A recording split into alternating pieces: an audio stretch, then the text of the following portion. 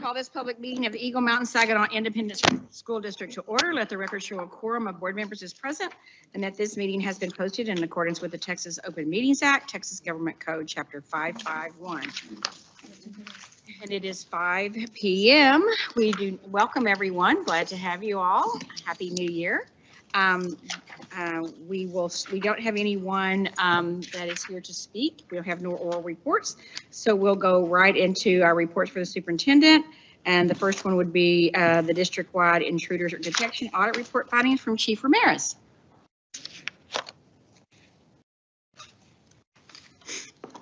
Thank you, President Tolbert, Dr. Hollingsworth, and Board of Trustees. I'm Chief Ramirez. I'm here to do the TEA audit. As you know, the Texas Education Agency is charged with conducting random intruder audits in every school district across the state. This process requires an independent auditor to make site visits to the schools within the district and identify any deficiencies or anything that's not compliant with the state requirements. Within the last 45 days, an audit was conducted at one or more of our campuses within the district, and one or more findings were identified. As a result, the affected schools are required to create corrective action plans as well as provide training to each staff member. A public report must be made to the school board of the findings at its schools, but cannot include public communications of specific schools or findings. In addition, the report of the findings must be made to the Safety and Security Committee at their next scheduled meeting. This information is protected information and will be used only by EMS Police Department, campus administrators, district administrators to address each concern and take immediate action to be compliant with state requirements, district policies and procedures. The board will be presented with specific details in the closed session as allowed by state law. And this item is for information purposes only. Okay. Thank you, Chief Ramirez. With the board, any questions or anything? With the board's approval, our auditor is in traffic and is running a few minutes late. So we'd like to move C, item C, audit report and evaluation of the fund balance. I'd like to move that to the end of the reports. Is that okay with everyone? Okay, so we'll skip those for now and come back to them. So Mr. Cleet Welch, you're up for operations report, construction updates, please. Good afternoon. We've had a short time since the last time we talked about construction, and we've had obviously some weather issues. You know, the biggest thing that affects that is just your mason ability to get your concrete. And so shuffling that around and working the calendar has been a challenge. So every time you think you're catching up, you're falling behind, and you kind of keep the whole process going. So that's what we're working through on the Wayside project. But if you've driven by, you've noticed there's some changes on there. You're starting to see the vertical components to the building. So I changed the slides up a little bit this time, just simply because some of the delay in the drones versus the actual progress. So the smaller pictures are more the updated progress versus the bigger drone. You'll see a discrepancy there, but just try to tie it together. The concrete drives in the front have been completed. There's 2 of them in that location, so you can see that on the drone picture. Then on the south side of the property, you've got the road machinery getting ready to put those drives in on the very south part of it. And as promised, we did get our steel delivery first week of January. And so all that steel for about 40% of the building is on site. And the crane you can see in the background, they're on site and they've already started installing those in the storm shelter component.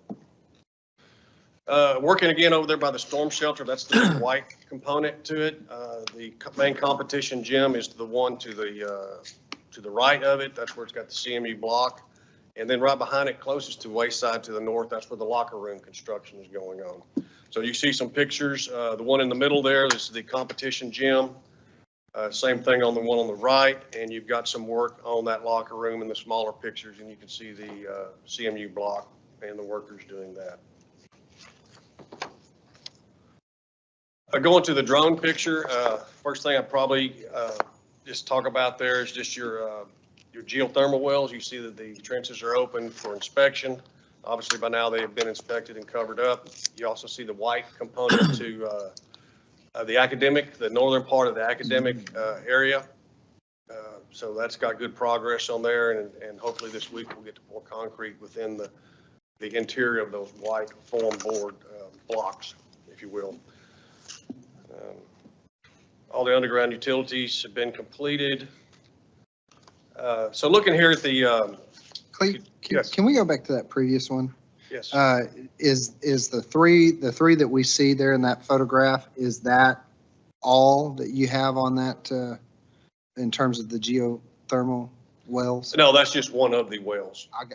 There, in fact, going back, I went the wrong way. Talking over here on this slide right here, Yes, on the sir. south side where we talked about the road work, those were 2 well fields that have already been drilled. Underneath the concrete there? Mm-hmm. So they just keep, for in this case, they worked from the south, on around to get out of the way so we could pour this. Yes, sir. It made more sense to do that instead of doing the detention pond versus get the construction out and get you a flat, good surface, so we're not dealing with mud. So it was just a staging deal. Is this the same design as Marine Creek, just turned? In general, it is. It's turned, it's flipped, Mhm. and it has a storm shelter and some other requirements as far as science labs having to be a little bit larger. But in general, you go through it, you're going to see the same thing. Okay. So we went through that one. All right, so the main drone picture, you see that they're finishing up the slab with the pump truck. Obviously, that one's already been done. And also the one that has the yellow in the smaller picture where they're working to get it prepped. It's been poured already. So all the major slabs in there have been, the academic areas have been poured. And the one on the right at the top just showing that little bitty slab that hadn't been done, they've now completed that. So made good progress on the slabs. It's just now coordinating ICF and just keep all the trades moving from north to south. Any comments on those people that are closest to the construction site there? The houses that are, I'm not going to say that, I mean, we've not heard anything from them. Okay. Doesn't mean that you don't make noise, but I'd say we've had very few complaints. Long-term, it's better for them, right? I mean, we talked about before, the drainage situation hasn't been great on that site, and it's going to be drastically improved, right? To where Yes, there's it'll not, be improved. it's going and to plus catch everything. There'll be a large masonry fence between us and them, which there's not currently that. It's just a mixture of fences Mhm. that need help. So And we're the cleaning- detention we're cleaning pond. that. The detention pond will be there as well. That's to right? be the biggest thing as far as Yeah. when it, as far as the drainage. So it's going to capture more of the water and release it at a slower rate, which keeps it metered, if you will, so it doesn't just flash and flood the area. Potential on the roads in the neighborhood, because the neighborhood doesn't have any underground utilities to capture that. So it just goes down the gutters. there's no gutters in that? They've got the curves, they just don't have, the opening where it gets off the Mhm. road, it goes underneath. So that's a challenge in some of those areas.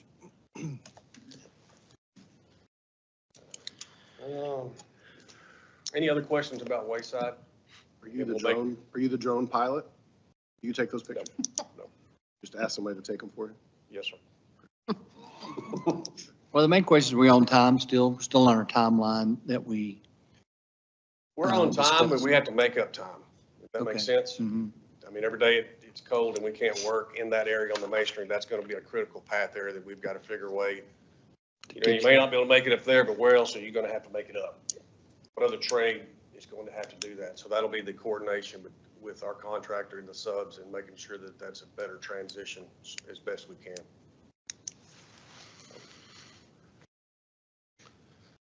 Just other projects, they had a lot of work done at the high school over the break. The YMCA is still at the same it was last month. However, at Boswell, the construction guys did some work on the carpet and VCT in the Glen Reeves Fine Arts Center. Saginaw High School renovation, continue to work with BOK on the schematic design and really, what is the design? So we keep going back and forth on that. But once we get that ready to present to y'all, we'll bring that. I've got a question on that one. Because we've talked, it's been several months probably since it was brought up, but I know I've brought it up several times and we've had discussions on the money that we had from the 2017 bond for their, the money for their athletic renovation was only $10 million and wasn't enough to really get a standard for Saginaw for whatever we were going to do to meet Boswell, Chisholm, and Eagle Mountain High Schools for their field house, weight room, and all that. I know the indoor room is something different that won't be accomplished, but since we're starting the designs with VLK, where are we? Because we talked about getting some of the 2017 bond money, if we had any left, because we were closing out several projects. So have we been able to round up any more contingency monies left over from 2017 bond that we can put in with the renovations? Because my concern is that we start the VLK design and all of that, and if we haven't gotten all the monies that we can do, that we're going to get Saginaw shortchanged on their athletic facilities, and I don't want to do that. So I know it's been several months. That's probably blindsided you, but we, I want to have. Do you have any idea where we are on that, Rob? Do we have any? Well, we have what, I think last time we have roughly $17 million that we were looking at. There's still projects that we have to close out that would be above and beyond that once they close out. And Yeah, and then we're also just closed out the 2023-24 school year and been able to identify some interest revenue. Now that some of that may be subject to repayment for arbitrage. That's just part of something that we have to manage. So we do have some additional funding that we think we'll be able to apply to projects. Saginaw High School could be one of those, obviously, but also there's also a potential liability in having to repay some of that interest because we did really well on making interest to the point that we may have to pay some back on those taxes and bonds. But even if we have to pay some of that money back, if we can still put that money to that, that's still going to be more than the 17 that they're starting with right now, correct? Correct. There'll be some additional funds that are available for the overall programs and just, will we be able to meet all the needs and add that to Saginaw High School as well as something that we're working through. Rob, what's our timeline, do you think, in terms of us having greater clarity about where we'll stand? We probably within a month of just sitting down and reviewing all the projects, working with the construction team. Now we have some ideas on that revenue, as well as verifying the arbitrage potentials there. So I think that we could probably free some money up and work on that over the next month and bring something back. But to your point, Mr. Daughtry, I think it's really important for us to be able to have some clarity about how much we're talking, so that can inform our design with VLK. That definitely will affect the scope of work that 100%. VLK is going to be able to do. Are we going to be able to have the two-story type of look like Boswell and Eagle Mountain has, with the square footage in the locker rooms and the weight room and the stuff for the the guys and gals that are going to be in that facility. So anyway, that. Yes, sir. so what we've been working with right now is really what does the program require in the existing building? What's not there based on our standards. So really you have the exterior of the building, you're just moving programs essentially around like a little puzzle to see where they fit. And the reality of it is you've got this existing infrastructure that to make it where it flows, where your coaches, where you want them, where your locker rooms and where you want them, it's going to be a hodgepodge, because if you don't do it right, it's just going to maybe not look right. So we've done those exercises enough to where we realized, okay, so if we're trying to save the building, which is the pre-metal manufactured building, that's probably the least expensive of the whole project that you're trying to save. and you're going to possibly extend construction into 2 phases. Well, Lauren has her team looking into, well, what it would be if we just started from scratch. So you'll kind of have, so right now, to answer your question, we don't know what that cost would be. So if you build it in front of it, to your point, a 2-story, that has a price. Well, it may be the same price as trying to renovate an existing facility because you've got the delay of the length of construction and the movement of all your utilities. So we're still exploring. And there could be some advantages to building in the front, because then we can continue operations. We don't have to talk about, so that's another Yes, consideration. It's a big thing, because then at some point, if you had to do the 2 phases part of it, you build the new part, then you can move some kids over, but where the rest of the kids go for 12 months. So logistically, all that. Because I know when we did Boswell and we had to renovate their old turf room, and you got to find a place to put the kids, and that costs money, which takes money. We're going to be on a thin budget anyway. That takes money. If we can do it in 1 phase out in front, like you were saying, versus the other, again, that would save us money. And I was here when we built that. Of course, Steve was on the board, and Paige when we did that as well. And, that's I know in a facility like that, I know there's load-bearing wall issues, there's got to be, and they've got that huge mezzanine up top that's just fully concreted, so there's really not much you can do for the height and stuff of that. So when you're saying, a 2-phase deal versus building something out front, is that going to be a cost savings deal? And if we can do it for the same amount of money, I'd obviously be in favor of doing the new structure out front. Then you take care of everybody at one time. Then you're not displacing everybody that you have in a bunch of different buildings. I think as we get a little more clarity from Rob, I think that'll help us in terms of making some decisions about that. Okay. Yes, sir. Thank you. Because we also involved Dr. Weber and Coach Peters, I know at some point, they've been They were in our initial meetings along with Dr. Chadwell, and we sat down and went through the process of what we know at that time. And so now we're kind of in that holding pattern, figuring out what is the best plan or bang for the buck with what we have. So. Well, they will continue to be involved, though, the principal and the.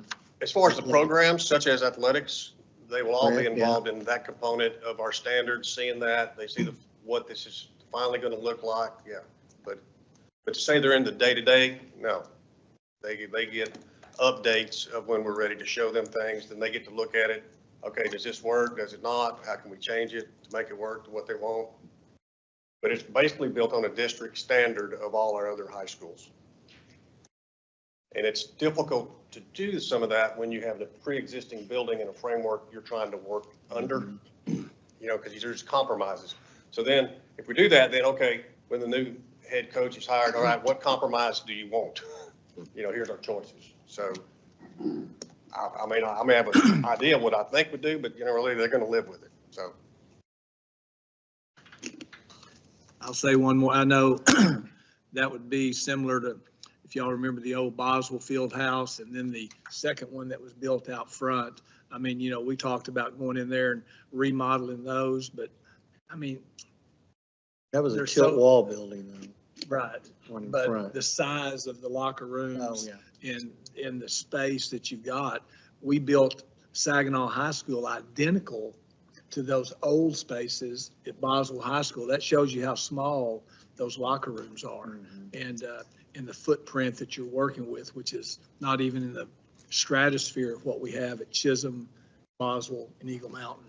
So just throwing that out.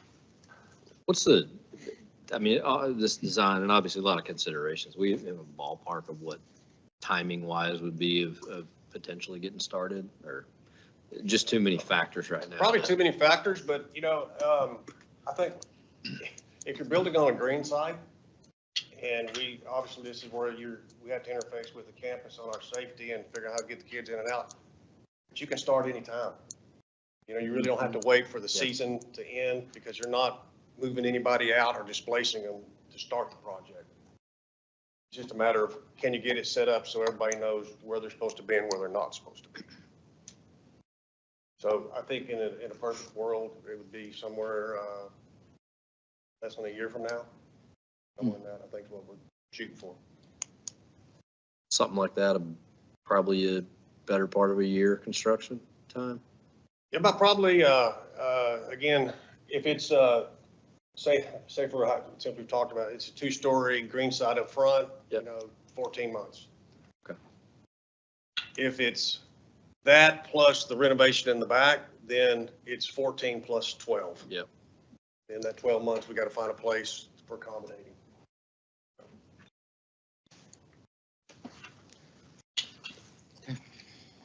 Okay. All right, we'll keep working on that, and we'll work with Rob on figuring where we're at.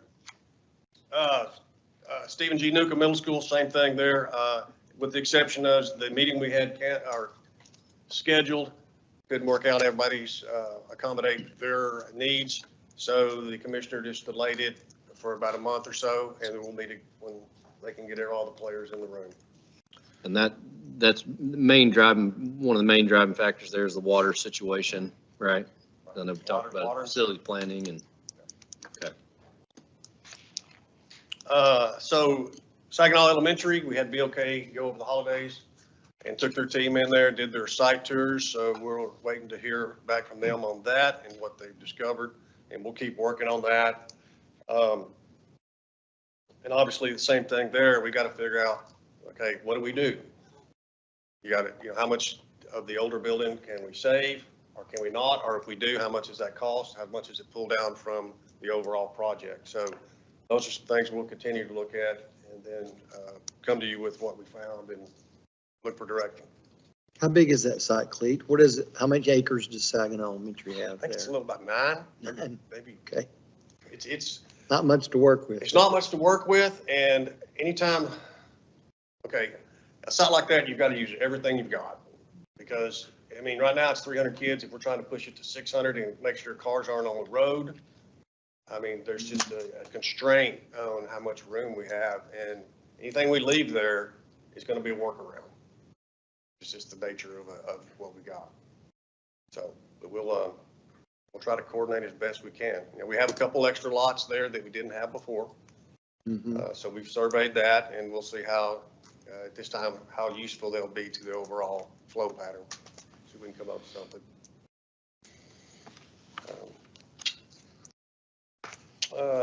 So the next thing we have is the Dick and Heidi Elkins Agricultural Science Building. So I'm gonna have Lauren come up to present. So we have a few slides.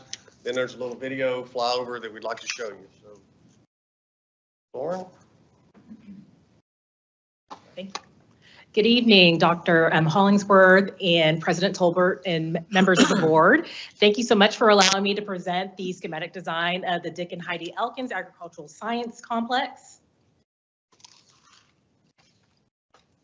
There was a process, and it continues to be a process, and I want to thank you to Eagle Mountain Saginaw ISD for allowing us to be involved in this project. And I think it's very timely that we're able to present during the Fort Worth Stock Show and Rodeo. I was actually there yesterday, and it activated all the senses. So and that will lead into some of the design of this new facility. Again, we went through a process with members of your faculty and staff and toured some existing facilities throughout North Texas, and also we went down to Katy as well for their agriculture facility. And there was a lot of insight gained on the operations of their facilities, securing the facility after hours, because this facility will be accessed by students to tend to their animals, and also circulation, vehicular circulation, pedestrian. And so there was a lot of information gained from going on those tours. These are just a few of the facilities. There were some additional facilities toured as well. This gives you some site context. We are standing here in the Dr. Jim Chadwell Administration Building, and to the northeast, you'll see the, you see my cursor? Okay, so you can see this is where the agricultural building is. We are here in this building, and so it's, you can see the ag building from the administration building. And when you see the orientation of the building, you can see how we try to shield the livestock area from the downwind admin complex. And so it's funny, but it's the thought. You have to think of all these things. And we also thought about sight lines as well at the facility. And you can see the future YMCA just to the east of the new ag complex here on the screen. The floor plan is here. So you have two structures for your agricultural complex. The main building structure houses your classroom space along with your office space.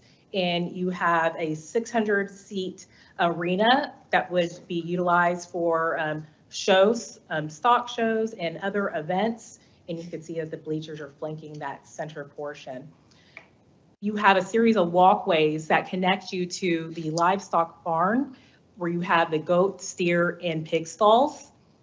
And this complex is secured for visitor access, student access, and then also for the day-to-day access with the series of fences and gates. And we also looked at the total site vehicular circulation. So when you're pulling in trailers, they could be secured behind a fence as opposed to being out in the open, not secured. So that was also important when we were looking at the site circulation. And then as far as access to the after hours, the students are able to pull into a drive on the south side of the barn to access the stables without having to go through the rear drive that's secured. So there's multiple points of access and the ability to secure the facility in multiple ways operationally. And the overall goal was to increase the number of stalls for the livestock. So we were able to do that, accomplish that with this design. For example, the pigs in your existing ag barn, you have 44 stalls approximately. We increased it to 56. And for goats, 36, and we increased it to 52. And currently for steer, you do not have identified stalls, and we were able to increase that to 8. And with the design of this floor plan, you're able to reconfigure the stalls as the program grows or flexes throughout the duration of this facility being in use. Would that be a building similar? You mentioned the stock show. Is that, Yes. is that what it's going to be similar to? A building you would walk in there is concrete floor and pins and? And so you would have, let me go back to, sorry. How do I, oh, there you go. So for this building here, you would have the concrete walkways, and then you would, the entire surface would be concrete, but then you have a series of drains so you can maintain and also hose down the area for maintenance. So it would not be a dirt floor within the barn area. Does that answer your question? So we have some type of a gutter system or Correct, for system that drainage. goes to. Correct. And how did we land on the size? I mean, was that in conjunction with the programs themselves, or, I mean? Yes, so that was, so the size of the livestock barn was based on the animals and the number of animals, and then also looking at the circulation of how you would circulate around the stalls and how you would partition off the barn. For example, pigs. You need to have we've heard from the tours that having the ability to have them in their own area was critical because there's certain diseases that would spread to your other livestock. So that helped us determine, okay, you need to have additional circulation to be able to section off those animals from the rest of the animals. And the increase of the programmatic needs for the number of animals also lent us to the total square footage for the barn and also the arena and classroom areas. The size and the capacity for what you have drawn up here, is that similar to the districts that you visited, Northwest, for example, and Keller ISD? If they're similar in size to us, you feel like they have more stalls for pigs, or about that, or what? Honestly, I would need to get back with you on that response so you can have a comparison between the other districts and what they have at their facilities. I do not have that information for you And tonight. some of their programs are, I mean, they're just, every program we went to is different. Okay. They specialize in different things. And like I would say, Northwest, they have numerous barns. We just have really one. Okay. I think they've got 4. Okay. And so it's nothing we can't build on here in the future. It's just Right. every program. And they all have to have the flexibility, because some years you have a lot of maybe pigs, but goats, how do you move that around? Then how do you plan for extension cords everywhere we went. Mm. So how do you keep it as clean and not cluttered Mhm. for the future? So we looked at some of those things, and of course, we engaged our ag folks, and they went with us on these and looked at it. Really kind of find out what you don't like. Right. You know, and you kind of then come to, okay, I like this. Or I don't like this. It's kind of like, You know, Mr. Franklin, it's a pretty unique thing because what you're doing is you're making up for the community becoming very suburban. And, you know, used to, a lot of kids would keep their projects at home, you know, where they had acreage and stuff like that. And so it's kind of a unique thing. You know, you're talking about, and you're asking the right questions about Northwest and Keller and places like that. But there's not a huge array of districts to draw a sample from, you know, because it's a good problem to have. I mean, that we have that much interest still. But we do have the ability at some juncture, future down the road, to add on to the facility if need be. So if you chose to expand the program, because this is a pre-engineered building, you can add additional bays in the future, and we can have more of those discussions, just to prove it it has out in the a master plan. But it to has show the that. ability to do that. Yes, you would Okay. have the ability to do All that right. if you needed to. Were those different buildings, Clete, like 4 for Northwest, was there one goat building, one pig building, one, I mean, that's what I get. I mean, because you know, we went when they didn't have their animals. And so, but that's what I gathered, their programs grow. What did it smell like? Whereas, I'm just kidding. Go ahead. whereas we went to Katy and they had 11 of these barns, one for high It's a school. real Yeah. thing. It is. It's Yeah. a real concern. I mean, Real thing. completely different. I think Katy being urban, but they're still got a lot of country. Mhm. interesting. And they had a rodeo arena. I mean, it's just everybody has like community, what their community wants. It's kind of what I. Are these the only 3 animals that they show? Goats, No. pigs, and steers? I mean, or- I'd have to lead on Dana on that, but from what we saw, no, different people do different things. There's rabbits, there's chickens and things like that. But I mean, I can tell you as somebody who's been a part of it as a parent, one of the things I appreciate, speaking of activating the senses, is that if you are a goat parent, you are separate from the pigs, because that's significant as far as activating the senses. You want to stay in the goat barn, stay out of the pig barn, outside of diseases. But I mean, the ability to have steers, the ability to have livestock, that sort of deal is significant. You know, I mean, it is one of those deals of going and, you know, our kids are like, oh, we can't do that. Well, You and know, you're, we don't even have the ability to have a steer because we just can't, you know, but all those Grapevine Colleyville kids or these kids, they can have that and do that. We can't even do it. So for us as a district to be able to offer that opportunity to our kids, I think is significant. And there's a ton about this that makes sense to me, having been down there on cold mornings and hot mornings, and then, you know, having experienced stray dogs coming in and disemboweling goats, and then having, you know, teenage girls go in and find, you know, those are the things that we've kind of corrected, you know, to try to give the safety and security that we can right now. But to have something like this offers, to me, you know, big picture wise, looking at that, even a place to have shows, as we talked about, I mean, to be able to host and bring people in, and kids take pride in, this is our place and I don't have to trailer my goat or pig or whatever to be able to have a show here. Those are, you know, those buckle shows and stuff like that. That's significant to developing in that sort of arena. your rabbits and your poultry are a lot more conducive for home projects. Keep You know, those they in the can keep those garage. in the house. And so that's much more common for rabbits and poultry in particular. It says steer stalls. I assume that's not gender specific. We're not going to be Title IX trouble here. We can have heifers in this spot. I did take a deep dive into all the definitions of animals, and I decided not to go into that tonight, but yes, And if you're we- going to be okay. One year we don't have that type of animal, and those pens It's convertible. convert to whatever they need to be. And so always that flexibility. What about the 600 seats? Is that based on, what's that based on? Why not 400 or 1,000? What's the 600 significance?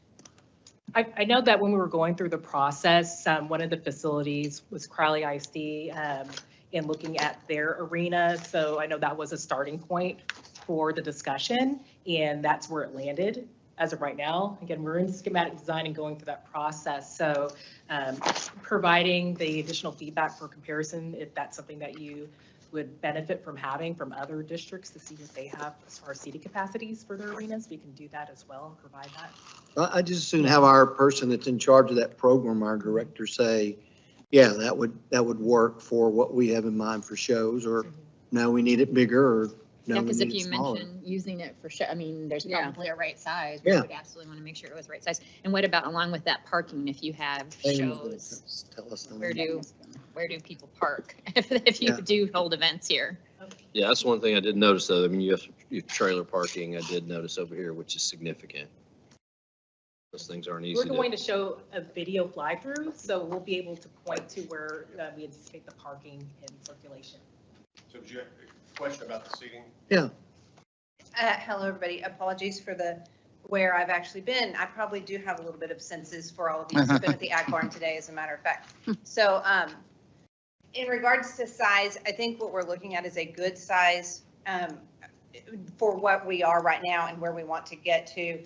Having the arena is going to be huge. I mean, a massive opportunity for us to bring shows here, for us to host them, and maybe possibly for other organizations to host as well. Obviously, that would be some revenue stream that we would be able to take advantage of. But when you're looking at parents, and obviously ag shows are a family affair, and so you're bringing everybody with you. And so I think at this point, 600 is a good starting point. Obviously, I wouldn't go any smaller. I can tell you that. But we'll do some more research and see if we do need to go any larger. Yeah, let's build it. Let's start off with it big enough to host whatever we're gonna do, Absolutely. if we can afford it. We did, there was great research. VLK was amazing. It got us to the places we wanted to get to, and we saw lots of things. And one of the things you do need to know is we don't just have goats, we also have sheep as well. We added sheep. And so that is actually goats and sheep in that area. But the flexibility of being able to move these pens, that's something we didn't see. And so being able to put that into our space is huge, and having that opportunity, because we do know some years, lots of hogs, some years, lots of goats, some years, lots of sheep. And it ranges from year to year, depending on, who's got what and what went well the year before at the stock show. That's what's popular next year with the kids. And so, but again, the design is really great, and the research that we were allowed to do was phenomenal. And so to Paige's point, where do these people park when they come to the show with grandmother and granddaddy and brother, sister? So you have the parking, they'll have to utilize this parking lot over here for the trailers. If we have that many trailers, or we have Marine Creek up there, a lot of sidewalks been connected.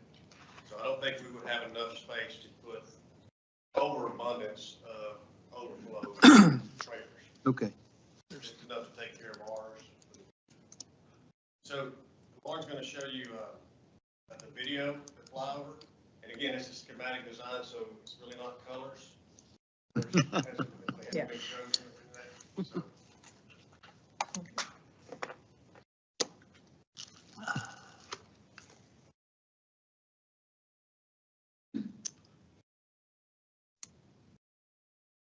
Again, this slide is pointing out the location of the facility in reference to your existing facilities. And we'll zoom in on the ag site here, which is adjacent to your future YMCA site. And this shows you the circulation, the vehicular circulation. That's for public and for visitors, which you would also have parking off of the same drive. And this is a fly around of the site where you can see where the show arena is in that main building, which would be easily accessible from that front parking. And you can see how you can access the barn from that same front drive. There's a fence going across here to secure the back portion of the site where the trailers would be parked. And all this, well, that went really quick, but the site adjacent to the barn was the grazing area that you could use for the cattle and steer and other animals.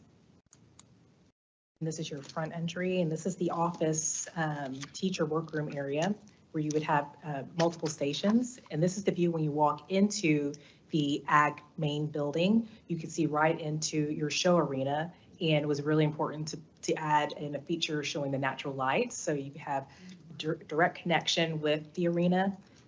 This is the seating flanking the show arena. And we even researched what type of sand would be optimal for the space.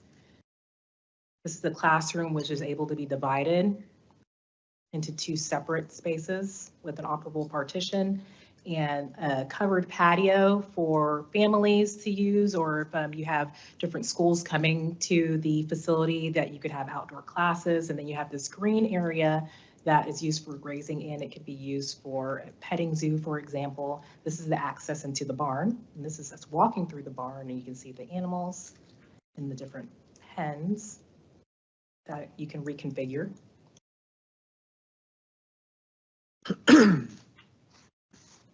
Or throw some more hay in there. Are we utilizing a lot of the floodplain for the grazing area? Yes, you'll be able to use and utilize that area. We talked about having a pipe fence beyond, because the grade drops. But we talked about having a pipe fence beyond the immediate fenced-in grazing area. And I did not point out, but we also have a trail that will connect this facility to the existing trail as well. So to connect both of these facilities and to connect the sites. Yeah, I was gonna ask, what's the point of connecting it to the trail? Does it connect it here, or Yes, it would, oh, sorry, no break. what was the thought behind that? So the thought process was there is that our kids, when they come to the Discovery Labs here, the bus drops them off, they come here, and when they go down the trail, they have the opportunity to go visit the animals. So I don't know how much they've been exposed to animals, so that was kind of the thought process. Yes. And also, I think one of the big improvements on this is, if you notice that little circle drive in the front that goes to the pens, so that's really a good after hours situated to be lit up. They'll have their access cards, so they can get to their animals. We don't have that now. So it's, kind of in the middle of nowhere.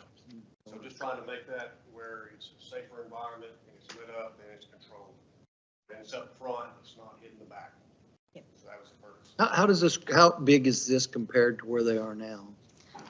So I have that square footage. I figured you would ask. So the current grazing area is approximately 31,000 square feet. In the future would be 181,000 square feet. The building square footage of the new academic building and arena building is 40,854 square feet. And this livestock barn is 17,942 square feet. And the exact, I need to get back to you on the exact square footage of your barn, but it's significantly smaller just because there's less capacity for the animals. Barn in quotation. Right. Yeah. Well, from 3/4 of an acre grazing, it looks Whole like barn. 4 acres or so of grazing. That was my real fast math. That's a nice improvement. Now we can just keep the mountain lion or cougar out of there. Yeah. It's living right out here somewhere. Just waiting for those steers and goats. So exciting, though. It's really going to be so exciting. And as far as next steps, the development of the construction documents is ongoing, and the anticipated timeline out for proposals with the completed documents is spring of this year, and with construction completion in the fall of 2026. Thank you, and I can answer any additional questions. 26-27 school year. 26, 27. Questions, anything? Okay. Looks good. We appreciate it so much. Thank you so much. Beautiful job as always. Thank you. Maybe get with Carla Hardy and add some dramatic music to the video. Oh, Yeah. There's music there. Thank you, Cleet. Thank you so much. Thank you, Dana. Okay, we'll go back. It looks like that Mr. Deaton got here, so we will begin. We will go back to his the agenda in C for the finance report, and he has an update for us on the audit. An update to the audit. around the audit update. Oh, okay. Let's go. Wait a minute. Thank you. President Audit Tolbert, update. Dr. Hollingsworth, and members of the board, we have tonight as our first item under finance, as you mentioned, the audit for the annual financial report for the year ended August 31st, 2024. With us is Carl Deaton, representing the district's external audit firm of Hankins Estep, Deaton, Tunn, Say, in Scarborough. And so with that, I will turn the podium over to him. Thank you, Rob. Dr. Hollingsworth, Dr. Tolbert, members of the board. I apologize for being late, but I guess I wouldn't have gotten to hear about sheep and goats and pigs if I had been on time.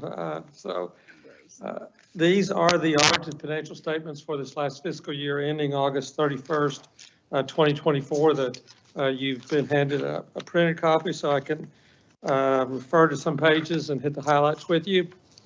At the beginning of the report is the independent auditor's report letter that basically reminds you that these are your financial statements, they are not ours. You engaged us to perform audit procedures on the financial statements in order to be able to express an opinion that they present fairly the financial position, results of operations of the district for this last fiscal year, and that's what the letter does. And if you'll turn to page 24, I'll start with the results or the activity of the district's what are called major funds this last year, the four largest funds of the district. The largest one being the general fund, the left column there on page 24. You follow that column down to the bottom after the revenues and the expenditure detail. You'll see an increase of $4.6 million in the general fund balance this last year, up to a total of $77.8 million at the end of the year. If you divide that 77.8 into the expenditures of the general fund this last year, that equates to about 114 to 115 days worth of last year's expenditures, about 3 3/4 months. However, if you turn back to page 20, where the asset and liability side of the general fund is shown at the bottom of the left column on page 20, you'll recall that you did project a deficit in this year's activity when you adopted this year's budget. That $15 million basically has already been earmarked as a potential use of that fund balance. So when you carve that out, the unassigned fund balance is $57.8 million. That equates to about 85 days worth of last year's spending, just under 3 months. So that ballpark would be where you would be if indeed this year's activity lines up with what your initial budget projection was. Is that a requirement, a gap requirement that you have to show a projected deficit in the current? It is. It's a requirement that we show that it's assigned fund balance, because basically you've already taken action to say that we think we're going to use 15 million of that 77 million toward this year's operation. So yes, it's not shown as committed or restricted because you've amended your budget since that initial budget. It's probably not at 15 million right now, but at August 31st, that was your best guess as to how much of it you were going to use for this year. All right, so back on page 24, the middle column on page 24, the debt service fund. Of course, that fund collects the interest-seeking portion of your property taxes, makes the principal and interest payments on your bonded debt. You see some 40-something million dollar numbers running in and out toward the bottom. That was the remarketing of one of the bond series you did last year in order to set a new interest rate on it and generate some interest savings. That activity runs to this fund as well. Bottom line, you see from operations a $5.3 million increase in that fund balance. You also see a prior period adjustment because it was just realized this year that one of the bond series, you're actually, rather than paying down the principal, you're actually making your annual payments into a sinking fund to build up toward paying the entire principal off at the end or the maturity of the bond series, that sinking fund is an asset to the district during this time period. So it was recorded as asset and added to fund balance. So the ending fund balance in this fund is showing as $28 million. About 8 million of that really is kind of a phantom part of that, in that it's money that you've already set aside that will be paid out in 3 years. But even subtracting that out, a $20 million fund balance is a relatively healthy fund balance for this fund as well. Is that bond an unusual situation? I don't remember discussing that when we. Well, I have three districts that have this particular bond. It is a Series 2010, what was called a QSCB, a Qualified School Construction Bond.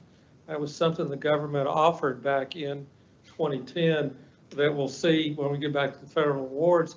Also has a federal interest subsidy that comes with it. The federal government helps you pay the interest in that bond, and every year you simply are setting aside money in a sinking fund to build up to pay the bond principal or the bond series off in full at maturity. So it's the only one I've ever seen, but it happened back in 2010. The other two districts we deal with have the same 2010 bond. That is the same way. The capital projects fund there on page 24.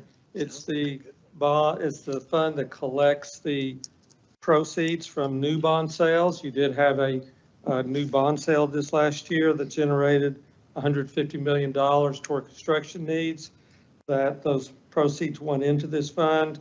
You see under expenditures, $119 million spent on the various construction projects this last year. $221 million of basically unspent bond proceeds and interest earnings in that fund at the end of the year. The fourth major fund is on page 25, the Child Nutrition Fund. Child Nutrition Fund has always been very profitable in this school district. You see in this case for last year a net decrease in fund balance of $681,000. But if you recall, a year ago, the Child Nutrition Fund was significantly over its 3-month maximum allowed reserve, 3 months worth of spending. And so Aaron made a point to spend money this last year. There was nearly $2 million that Aaron spent on various serving lines and other equipment to update the equipment in the various schools. And this is a fund that has always drawn out significant indirect costs. There was over $1 million of indirect costs that were allowed to be drawn out of this fund to transfer over to the general fund. You add those things back in, there was over a $2 million profit in this fund before those two actions took place. At the end of August, the fund is still over 3 months worth of reserve, but the good news is TDA has increased that 3-month threshold to 6 months. And so there's no longer pressure to spend money to keep the reserve down below a maximum threshold. The fund spent $14.2 million this last year. 6 months is a $7.1 million maximum you could have in this fund. There's $5.1 million here at the end of the year. So, but bottom line, this fund continues to be in good shape. All right, page 29, you'll find the one fund that's treated as what's called an enterprise fund, which means the accounting for it is like for the accounting for a for-profit business. This is the employee child care fund. And the intent here is that the fund basically carry its own weight, charge enough in fees in order to cover its costs. You see a profit this last year and a significant bottom line net position. And really the reason for that is because this fund, the employee child care program, has been able to take care of some COVID funding that was offered, some child care relief funds that were offered over the last 3 years. And on toward the top of page 29, you'll see a federal revenue line. That is the last part of those COVID federal funds that came in this last year. And really, you tell that's the reason for this profit this last year. But most, if not all of this $900,000 reserve that this program has now has come from these federal funds over the last 3 or 4 years. All right, if you turn back to beginning on page 80 is where you'll see all of the other funds of the district. Beginning on page 80, there are 4 pages that have 12, 16, have 20 more funds on them.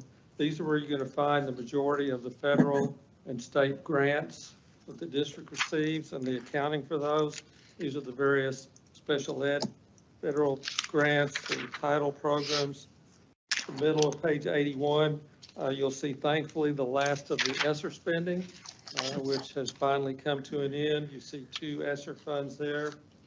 You'll also see next to that the COPS grant that the district obtained through the Department of Justice 2 or 3 years ago that has been spent on primarily security cameras over the last couple of years.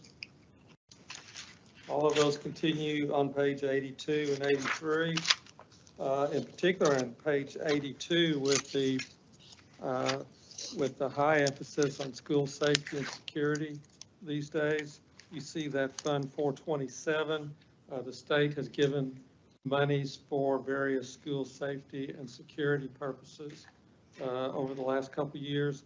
You see $700,000 received and spent in that area on various school safety and security costs this last year as well. But on page 83, this is another $13 million that the district has received and spent this last year on various specific things. All this activity are in separate funds because the minute these dollars come in the door, they're already either restricted or earmarked for a particular purpose.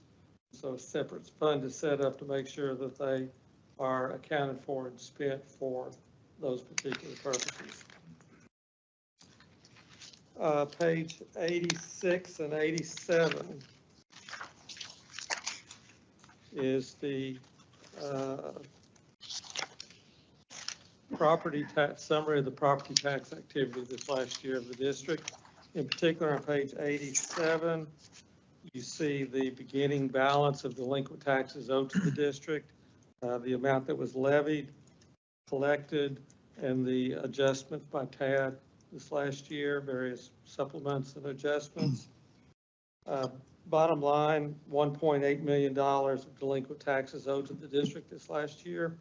If you look at that line 24, the year 2024 line, you assessed over $183 million of taxes this last year. All but $329,000 of that had been paid as of August 31st.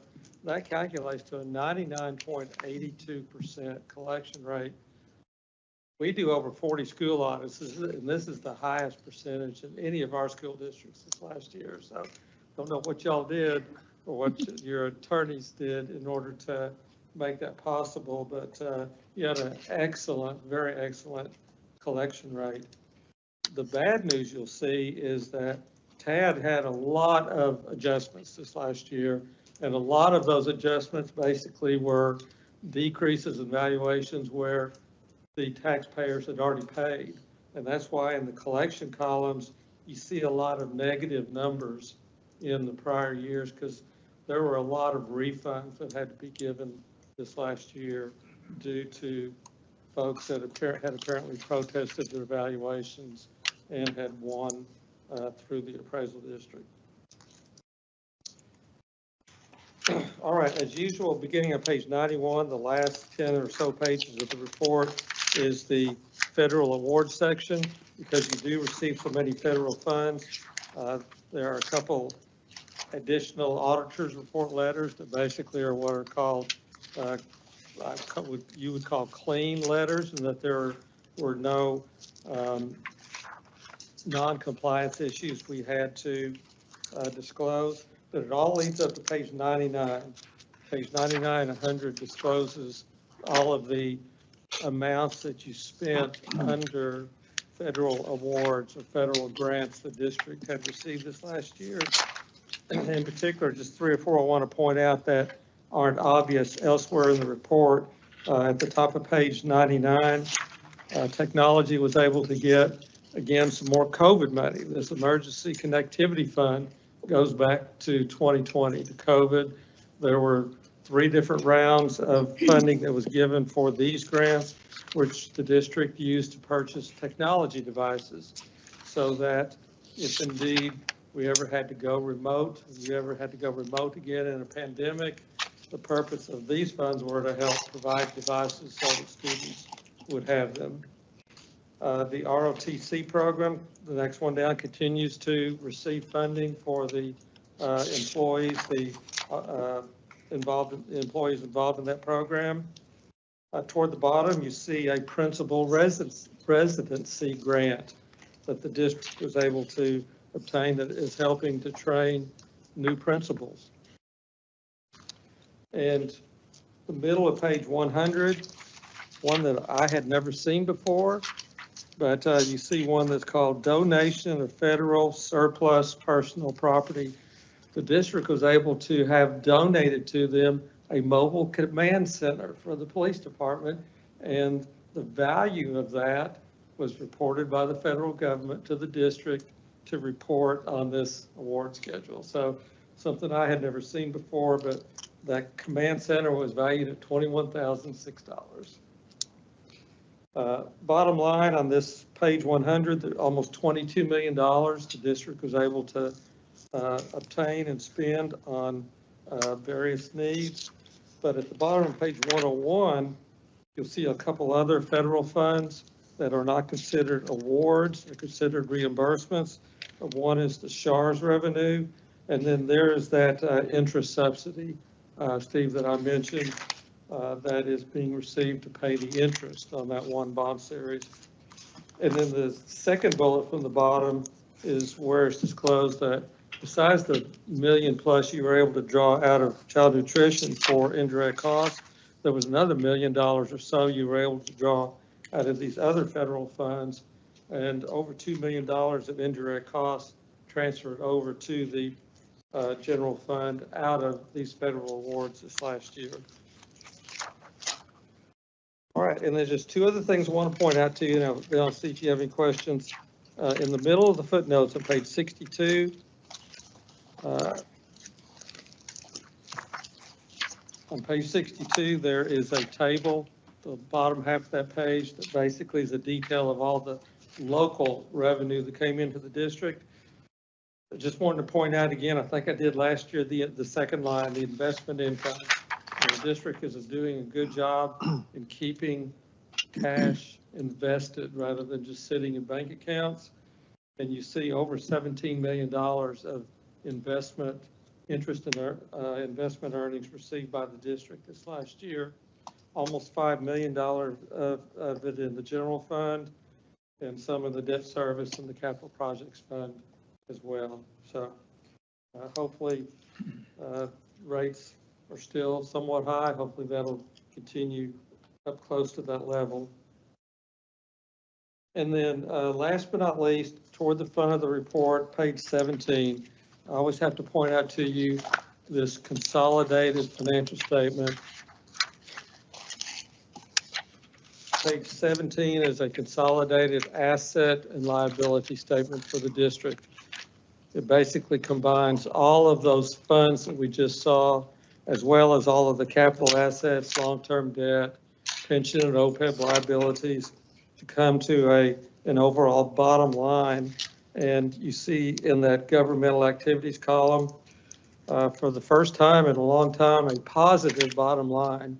That positive 17 million was a negative 20 million the previous year. And so even after all of the pension and OPEB activity that has to be recorded in this statement, which is well over $100 million worth of liabilities, you have managed to reach the point that this statement shows a positive bottom line, which is good. What do you think the reason for that is? I mean, what's the Well, you know, main driving the force? two primary things that drive that, number one, are the results of the increases or decrease in fund balances. Mhm. And every major fund we looked at had increases last year.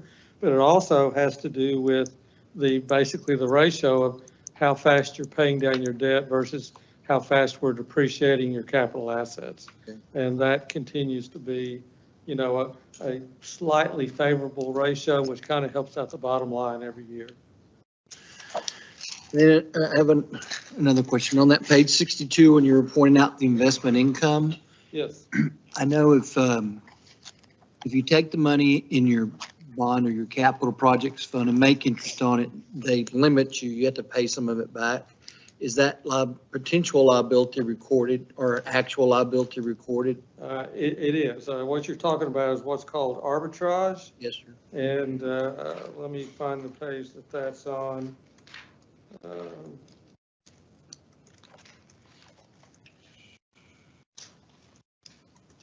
Oh, it's just one page prior, page 61.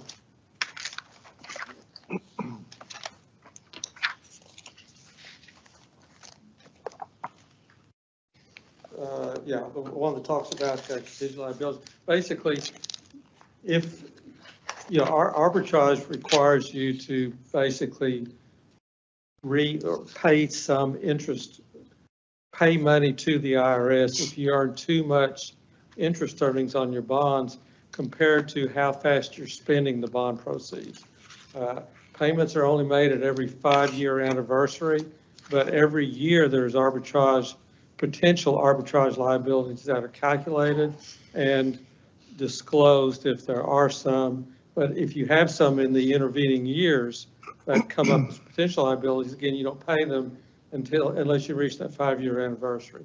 But there are rules like, I can't remember the exact figures, but it's like if you spend 80% of the bond proceeds from an issuance within the first 3 years after the issuance, then that's an exception to having to pay arbitrage. But with interest rates as high as they are, and then there's always the potential these days for arbitrage. But it's really, the intent is to basically penalize you if you are selling bonds just to be able to hold on to the money for a while and earn interest. If you've got needs out there and you've got construction projects, and you're spending the money on a relatively quick time period, then you likely will never have to pay arbitrage.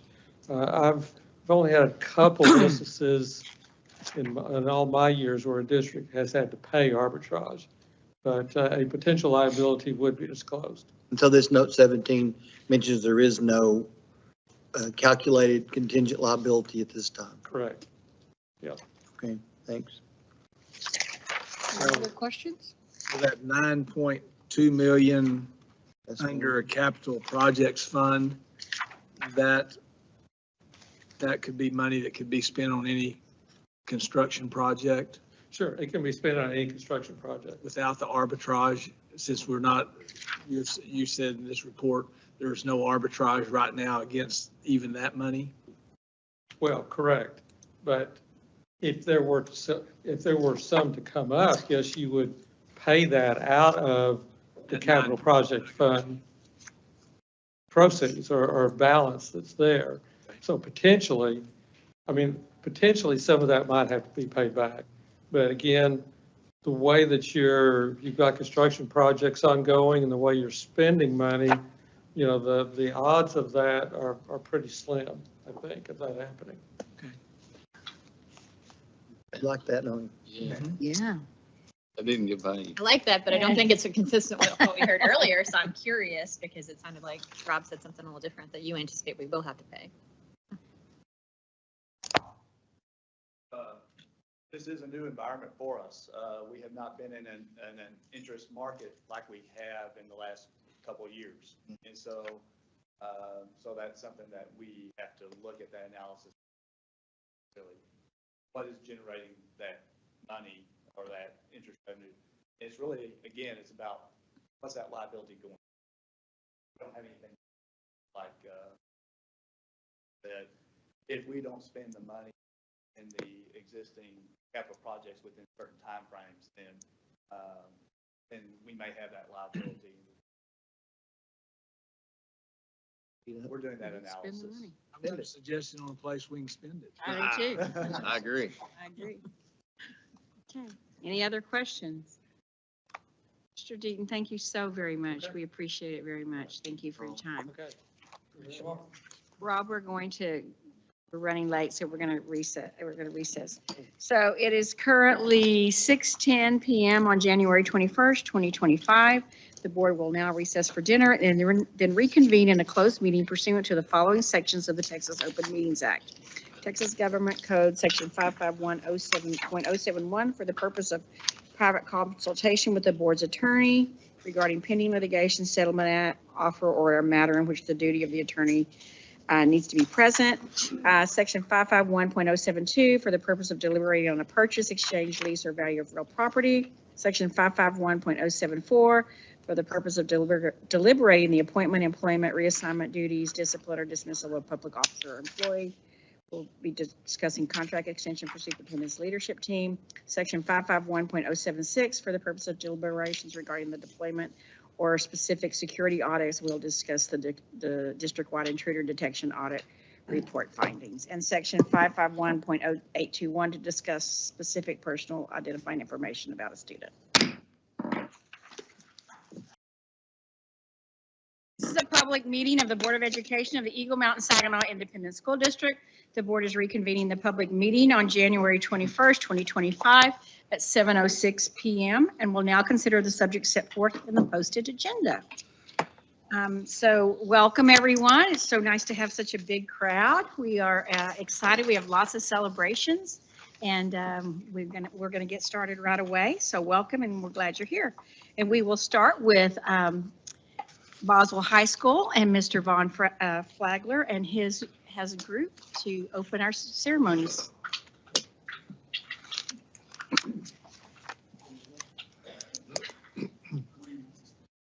Just wherever you'd like. Yeah, you can, Sure. or you can go to the, if you want to, Turn and face or the go to the speaker maybe, and yeah, maybe go to the.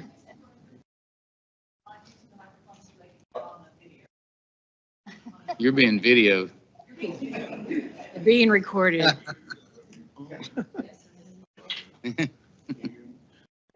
You can hear me? Oh, there we go. All right, first of all, good evening to all.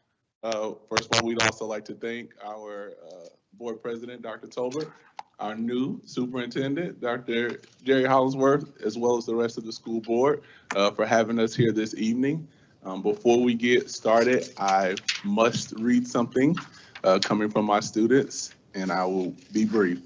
So on behalf of the students of Boswell High School, we would like to extend our heartfelt appreciation to our school board for their unwavering support and dedication. Your commitment to providing resources and opportunities ensures that organizations like our student council, band, and so many others can thrive and empower every student to reach their highest potential. Your vision and leadership make a lasting impact, and we are incredibly grateful for all you do to inspire excellence in our schools and community. Thank you for believing in us and for making our futures brighter. So thank you for all you do.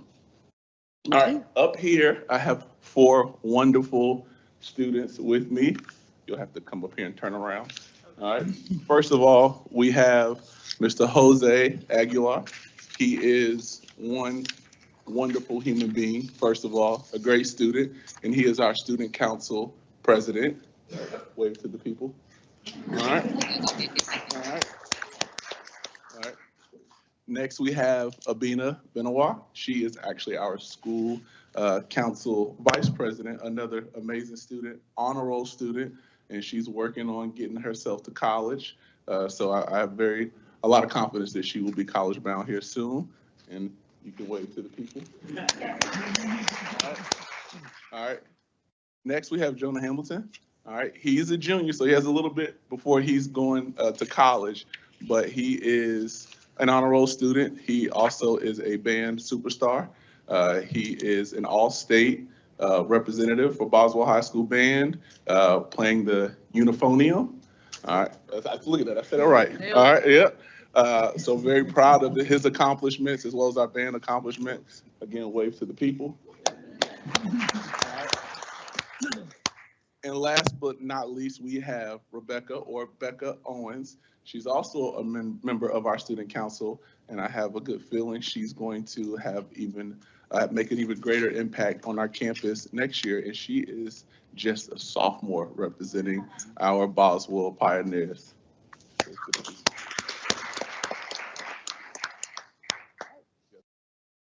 Don't say just a sophomore. Please stand for the Pledge of Allegiance. I pledge allegiance to the flag of the United States of America and to the republic for which it stands, one nation, under God, indivisible, with liberty and justice for all. Now for the Texas pledge. Honor the Texas flag. I pledge allegiance to thee, Texas, one state under God, one and indivisible. Now for a moment of silence.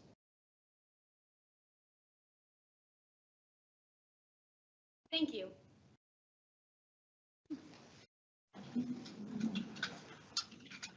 Outstanding job. Thank you so much. We appreciate your hard work. Okay, we have lots of recognitions to that, and so we will start with the first one with Mrs. Overman.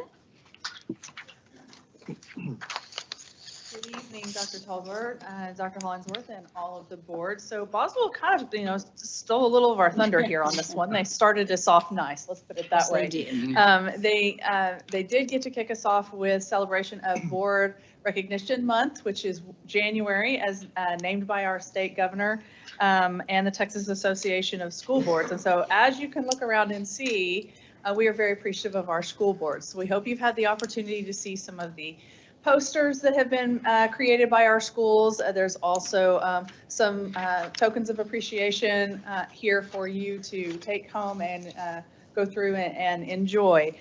These are all tokens of appreciation for the work that you do as school board members here in EMS ISD.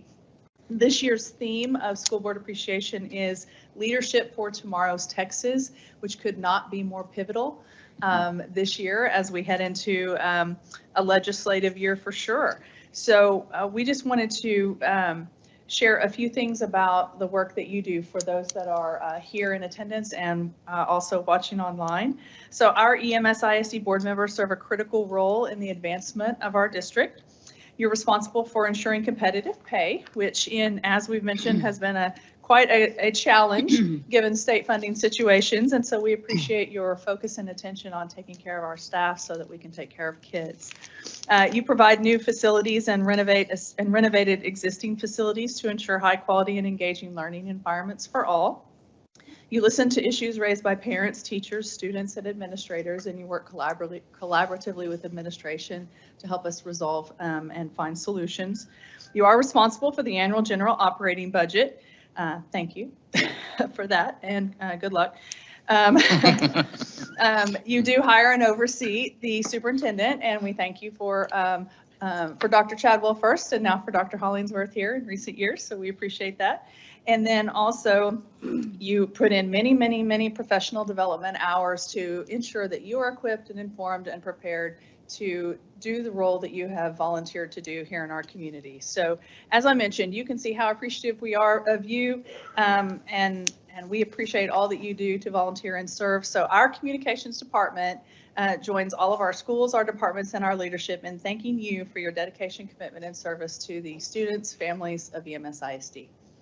Megan, I want to add also, one of the things that you may not realize is when you apply to become superintendent in a school district, you do a lot of homework.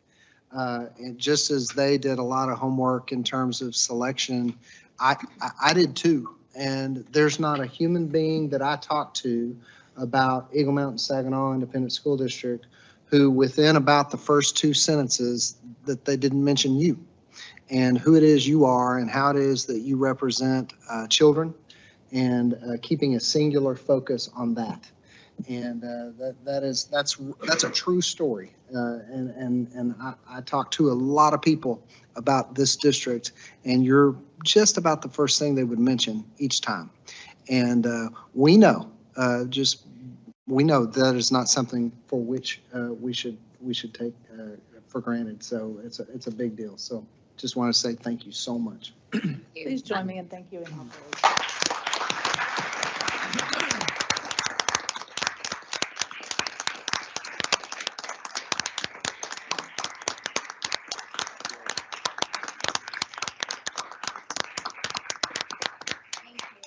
Thank you, and I think I can speak for the board, although they can certainly speak for themselves, but it is certainly an honor and a privilege for us to serve this district and students and teachers and staff that make up this wonderful district. So thank you very much. We appreciate it. Okay, with the board's approval, I would like to move number 5, school history, Saginaw High School football team, to this next one because they have somewhere they need to be in a few minutes, another event, and then we'll go from there. Number 2, 3, 4, we'll come 3, 4, and 5. Does anybody have a problem with that? Hey. President Tolbert, thank you. Dr. Hollingsworth, Dr. Chadwell, still my boss for 10 more days. I know he's here. Board of Education, thank you so much for letting us be here. This is an exciting and very proud moment for Eagle Mountain Saginaw to present the Saginaw football team and a lot of firsts this year. And Principal Dr. Cynthia Weber and the head coach Mike Peters are here. And I'm going to let Mike talk, but I want to brag on what this group has done. A lot of firsts. First 11-0 start for Saginaw High School, the first district championship in football, the first playoff win, and it's even more special that it was against Azle. Come on. And so what's even better is their AD, because Mike wanted to keep it close. He wanted any of the fans to leave. So with about a minute and a half, their AD texted me, asking me for the trophy to give to their head coach. I didn't get any texts after the game from him, so I don't know. I'm not sure what happened, but I am very excited about this year. But I think to truly understand it, for those that saw it 3 years ago, for what coach and his staff walked into and have done an amazing job, it's an exciting time to honor and present the Saginaw football team and Coach Mike Peters. Give him a round of applause.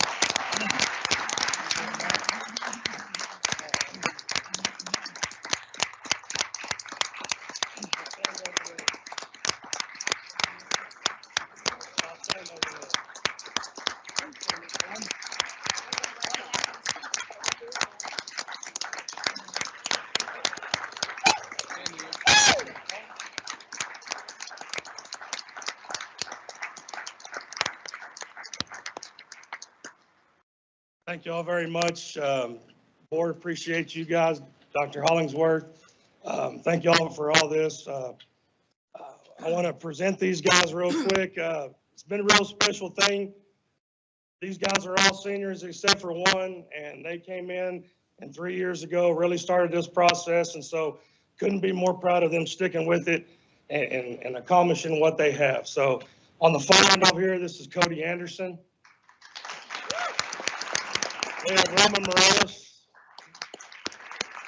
We have Aaron Diaz, Corbin Hickman, Isaiah Quinones, Nico Kelly, Aiden Collier, and Malik McCoy.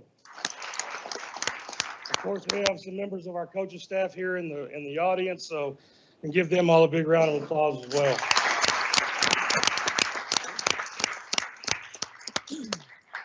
Good evening, Dr. Hollingsworth, Dr. Tolbert, the board. I just want to say thank you for all of your continued support of our Rough Riders. These boys know that I love them very much, and they are also very scared of me, which is the point. I just want to echo what Coach Peters said. This season was great. I bit all of my cuticles and fingernails the entire season, but I'm most proud of the last 2 seasons. When it was really, really hard, and that these boys came back day after day, week after week, and built something that no one will ever take away from them. So I'm really proud of them, and I'm proud to be a Rough Rider.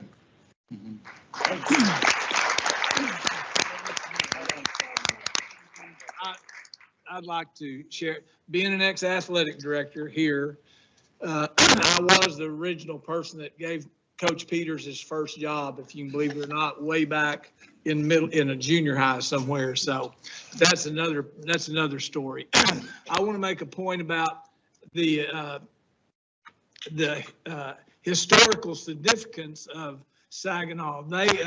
We've got 63 years of varsity football at Boswell. Just keep this in mind. 63 years. We've got 20 years of varsity football at Saginaw, and we've got 12 years of varsity football at Chisholm Trail.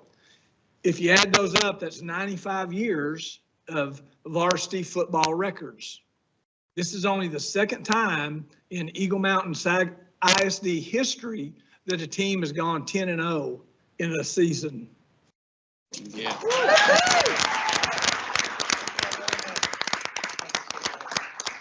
Thank you. Hey, Tim, you want to know when the first time was? That was, I believe, your junior year. Senior year, that was Senior year. 1996. Let me tell you something, guys. Let me tell you something about that. Here we go. Here we go. Hey, it doesn't matter if it's right now.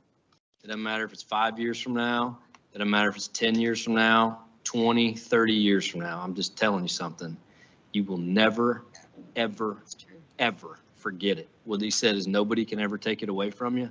I'm telling you, I still, in my coaching career, coaches told you, and you see things now that you didn't see then. Coach Peter said, you'll never forget this. You always remember, you're going to be an old man someday. I'm telling you, you're going to have a white beard someday, and you're going to be sitting back going, you're going to be talking about that. You're going to be talking about that game. You're going to be talking about, hey, remember when Coach Ab said that they were about to give the trophy to him? You're going to remember that. Trust me. Trust me. I'm here. They told you that about where you are now. I'm telling you that about where I am years from now. What you did and what you experienced is significant. You need to thank the Lord for the gifts that you have and the experience that you got to experience with teammates and coaches. It is significant to your life. Take every lesson that you learned in the weight room, getting up early, staying there late, doing extra film study to earn it. Take every lesson and make you a better brother, a better friend, a better husband, and a better dad, because it will if you'll let it. Congratulations.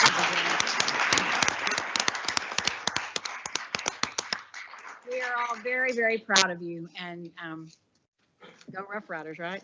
Anybody else want to say anything else? Anybody else? Okay, all right, thank you so much. Okay, our next presentation is Mr. Welch from the Texas Association of School Boards, by-board rebate check presentation. That's always fun. Absolutely. Trustees, I'd like to introduce Mr. Don Elsom from Texas Association of School Boards. He has a presentation tonight where we have actually created some additional revenue. So with that, through a rebate, and Mr. Elsom. Dr. Hollingsworth, Dr. Tolbert. Board, thank you so much for letting me be here tonight. On behalf of TASB, we want to say thank you for all of your service and all your work. I know how important you are. I did 30 years in school myself before I decided to try a different career, and I couldn't get away from it completely. I have to stay in a little bit. So I have been coming here for the last 5 years doing this, bringing this check, and I've been happy to tell y'all the amounts of money that y'all got. This year is a big check. For the past 2 years, your purchasing department, your finance department with Rob and Lucia to begin with, and now with Taylor, has been saving you money through the use of by-board, the use of purchasing cooperative, and saving time for them, money for the district, and bringing rebates back to this district. In the past 2 years alone, they have brought $117,000 back to the district, approximately. And in the past 5 years since I've been here, they have brought back over $330,000 to the district.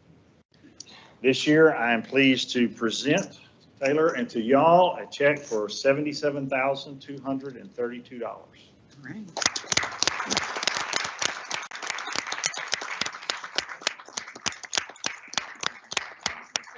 We appreciate it so much, and we appreciate the hard work that you guys do and the work that by-board does to help us.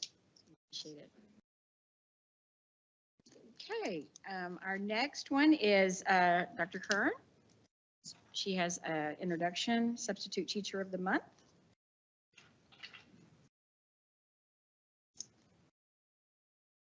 Good evening, President Tolbert, Dr. Hollingsworth, members of the board. I do not have any money to give to you tonight. I have something even better. I have our fall 2024 substitutes of the month. So just to remind you, we do have every month an opportunity for each campus to present to us any nominations that they want to have to nominate a substitute that has gone above and beyond and carried the torch continuously for our students. It's never easy picking somebody to be the winner for that month, as we always have so many wonderful nominations and so many people that are so very deserving of this honor. But we have 3 outstanding nominations that won for August, September, the month of October, and November. We have 2 of the 3 of them with us tonight. So I'd like to get started by welcoming our August, September substitute of the month, Martina Milarova.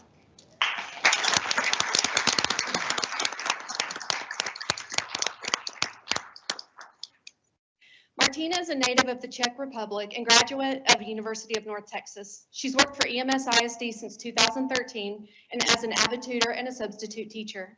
She began substituting because she realized that it was a critical need and decided that this was how she wanted to serve her community.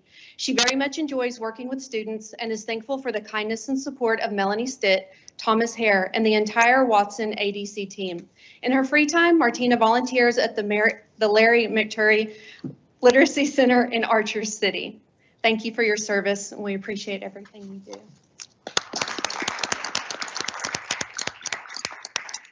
So I'm going to ask Martina to stay as we celebrate the October substitute of the month, Miss Jennifer Huxell, nominated by Saginaw Elementary.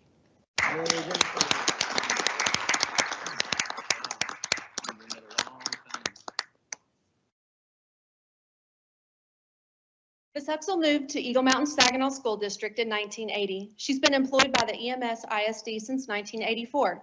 First as an elementary classroom teacher at Saginaw Elementary, and most recently as a substitute teacher at Saginaw. Ms. Huxell says, "My heart belongs to the Saginaw Elementary School family, and we are family." She most enjoys interacting with students and families, some of 2 or even 3 generations. Mrs. Huxell sends kudos to all of the Saginaw stars, staff, and families. She shares that her most rewarding experience throughout her substituting years has been working with students with special needs because their hearts are so open for love. Mrs. Huxell reports that she's extremely honored to receive this recognition and says, "Thank you all." Thank you for your service.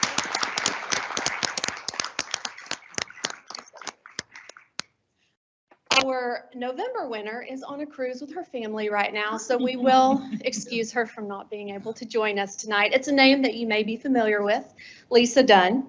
Lisa Dunn taught in Keller ISD for 3 years and at Eagle Mountain ISD for 13 years before deciding to hang it up as a full-time teacher. During her time in Eagle Mountain, she had the privilege of teaching many students and connecting with families throughout the community.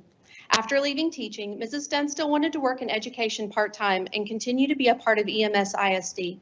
She loves being at the high school level where she can see so many of her former students and help prepare them for their future endeavors. Both of Mrs. Dunn's children attended EMS ISD for grades K through 12, and she's so thankful for the wonderful schools and educators who poured into her own children. She knows that teaching is a God-given gift that she will continue to use to bless EMS ISD students, and Ms. Dunn was nominated by Boswell High School.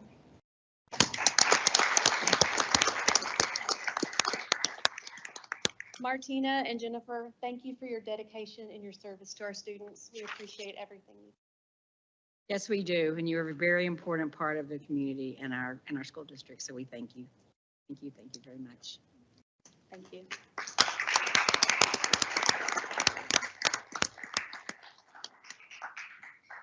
Our next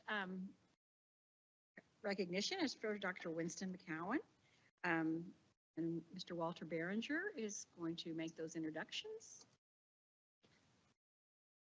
Madam President, Mr. Hollingsworth, I am absolutely humbled to be mission, but in an effort to do a job, I have a guest, Mr. Archie McAfee, who is the Executive Director of TSSP. He's going to help us recognize our 24-25 High School Principal of the Year for TSSP.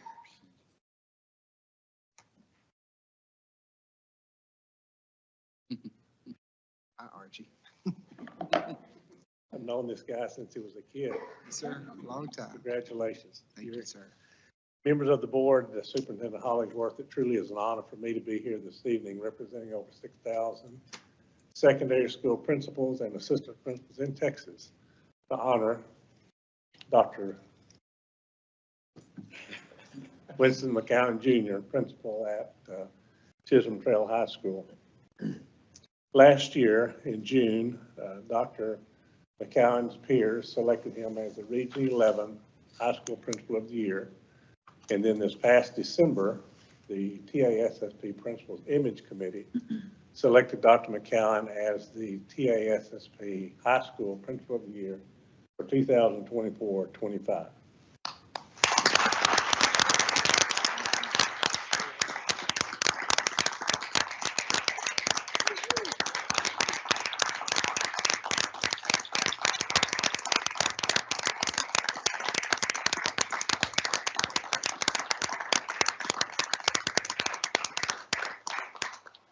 Dr. McCowan has distinguished himself as a leader among secondary school principals in Texas, and this award is indicative of his contributions to the success at Chisholm Trail High School.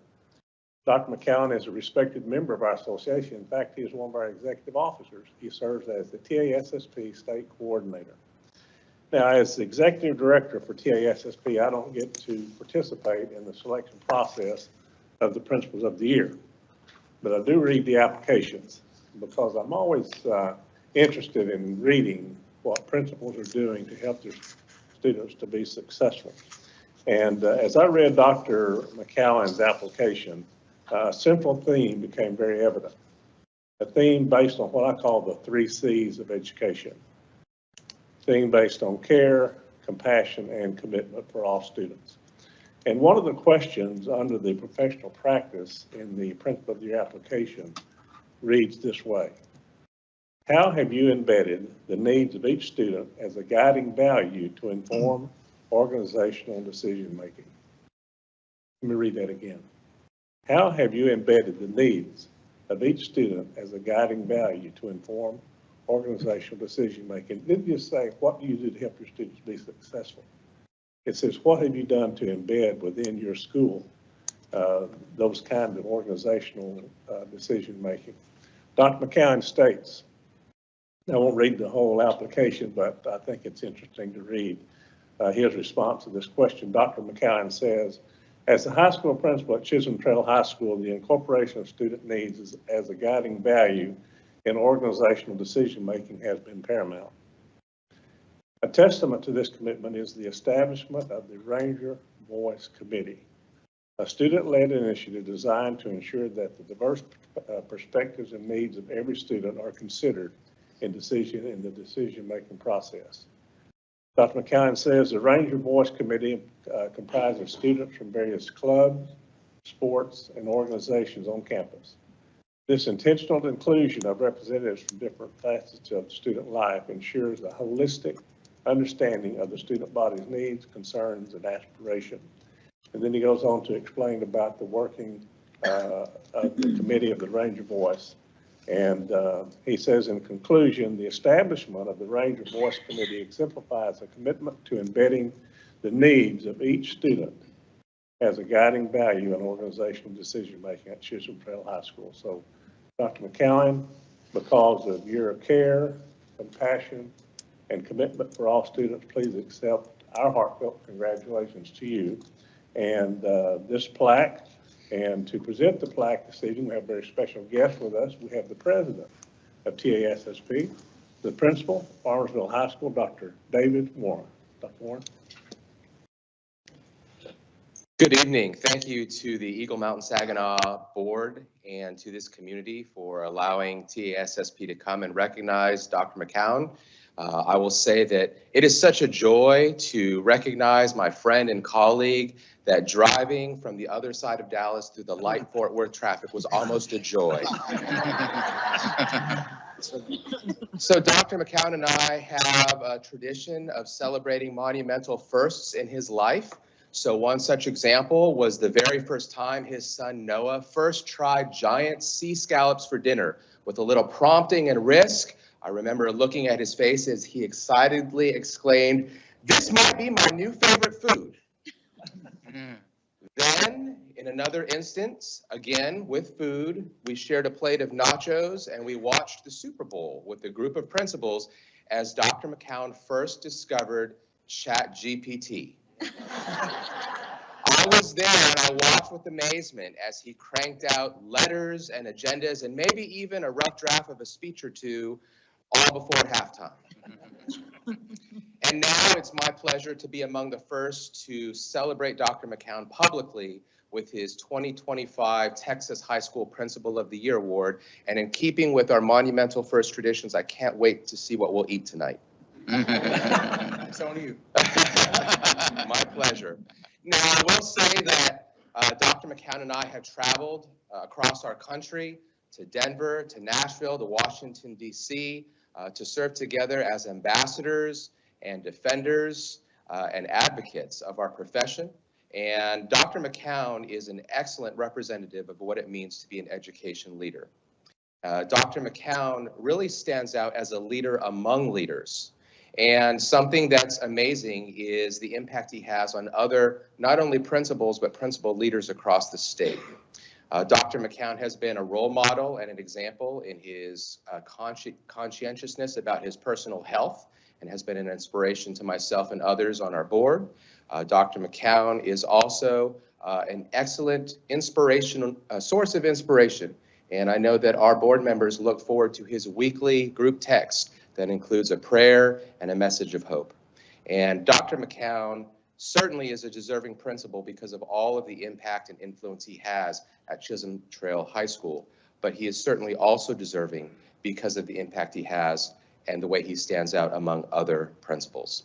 So it is with great pleasure and it is a privilege to me that I present Dr. Winston McCown Jr. with the 2025 Texas High School Principal of the Year Award.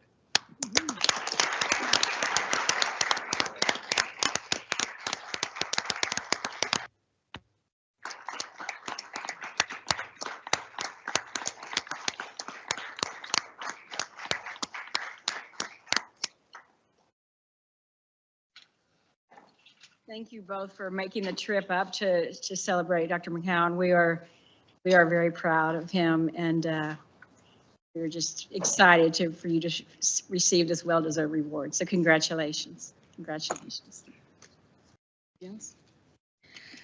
Okay, well, if you came for all the fun and the recognitions, we're done with all those. And now we're going to be going through reports and other Boring things. other boring things. And so you are free to leave. You're welcome to stay if you'd like, but if you'd like to go eat something wonderful, go ahead.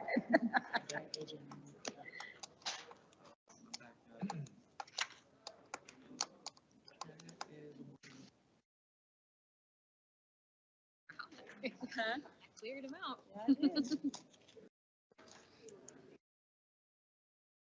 Sure, of course. Archie, it's such a pleasure. Thank you so much. Thank you. It's so good to see you.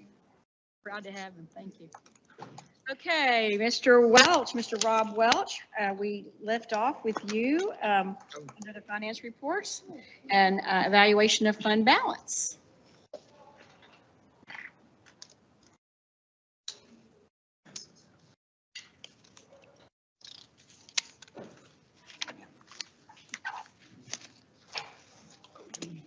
Yes, sir, please.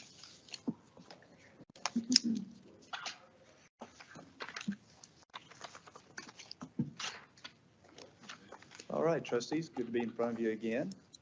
And so as a follow-up to the presentation of the audit report for the 2023-2024 fiscal year, we provide the updated report of the district's historical fund balance.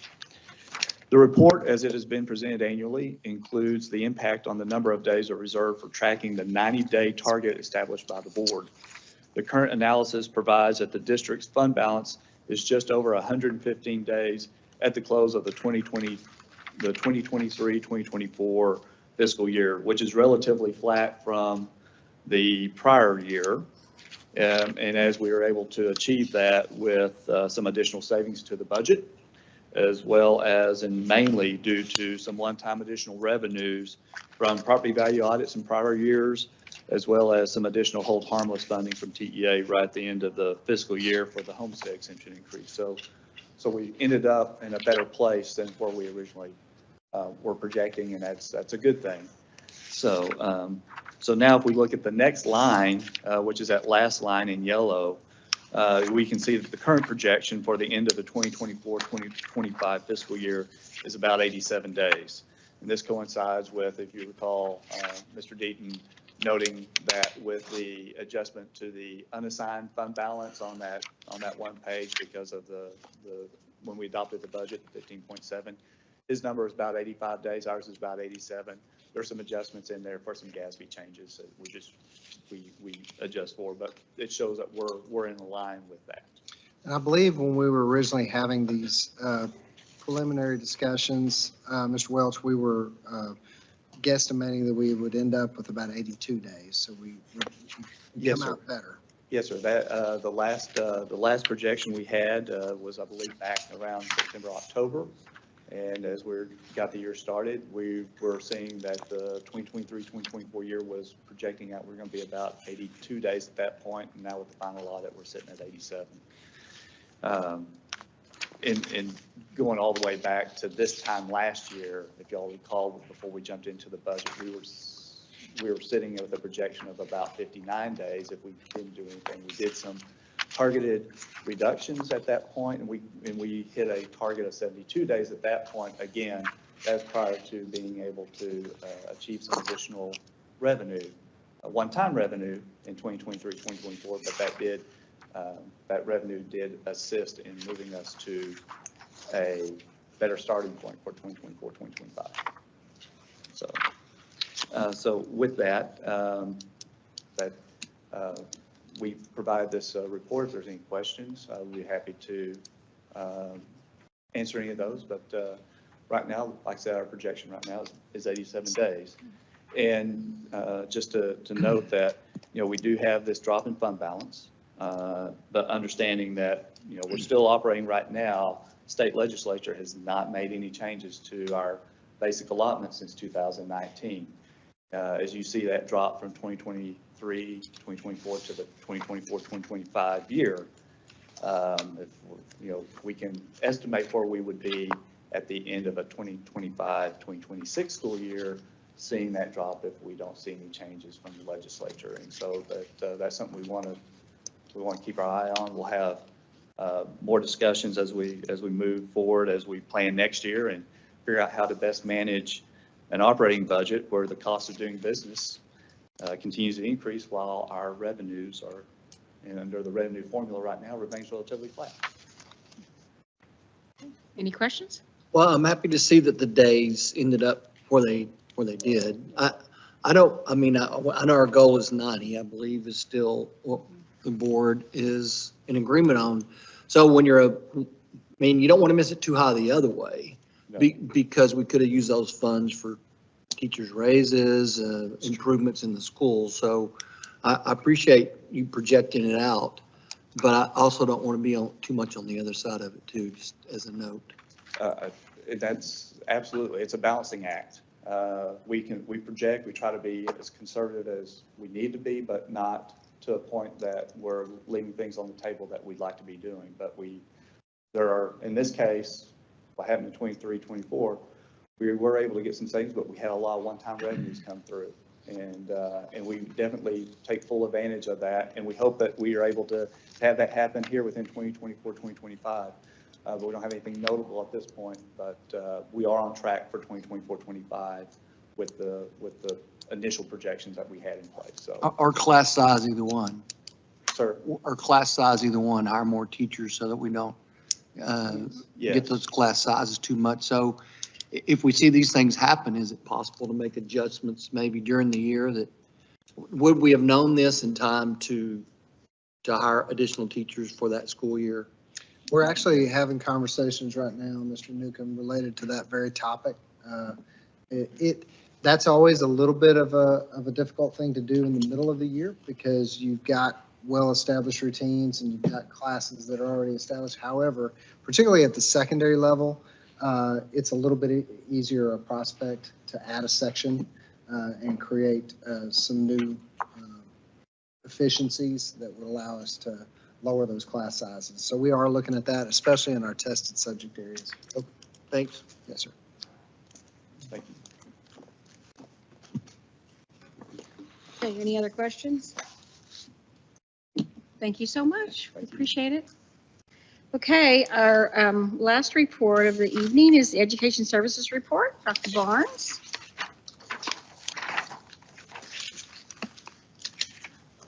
Good evening, everyone. I am extremely thrilled to be able to present for the first time our Aspire 2027 strategic plan. As we have discussed before, again, everything that we do is based off of our mission. And the strategic plan was updated this time last year to, due to the changing, rapidly changing environment, we have changed it from a 10-year plan to a 5-year plan to now a 3-year plan. And Aspire is achieving success through perseverance, innovation, resilience, and excellence.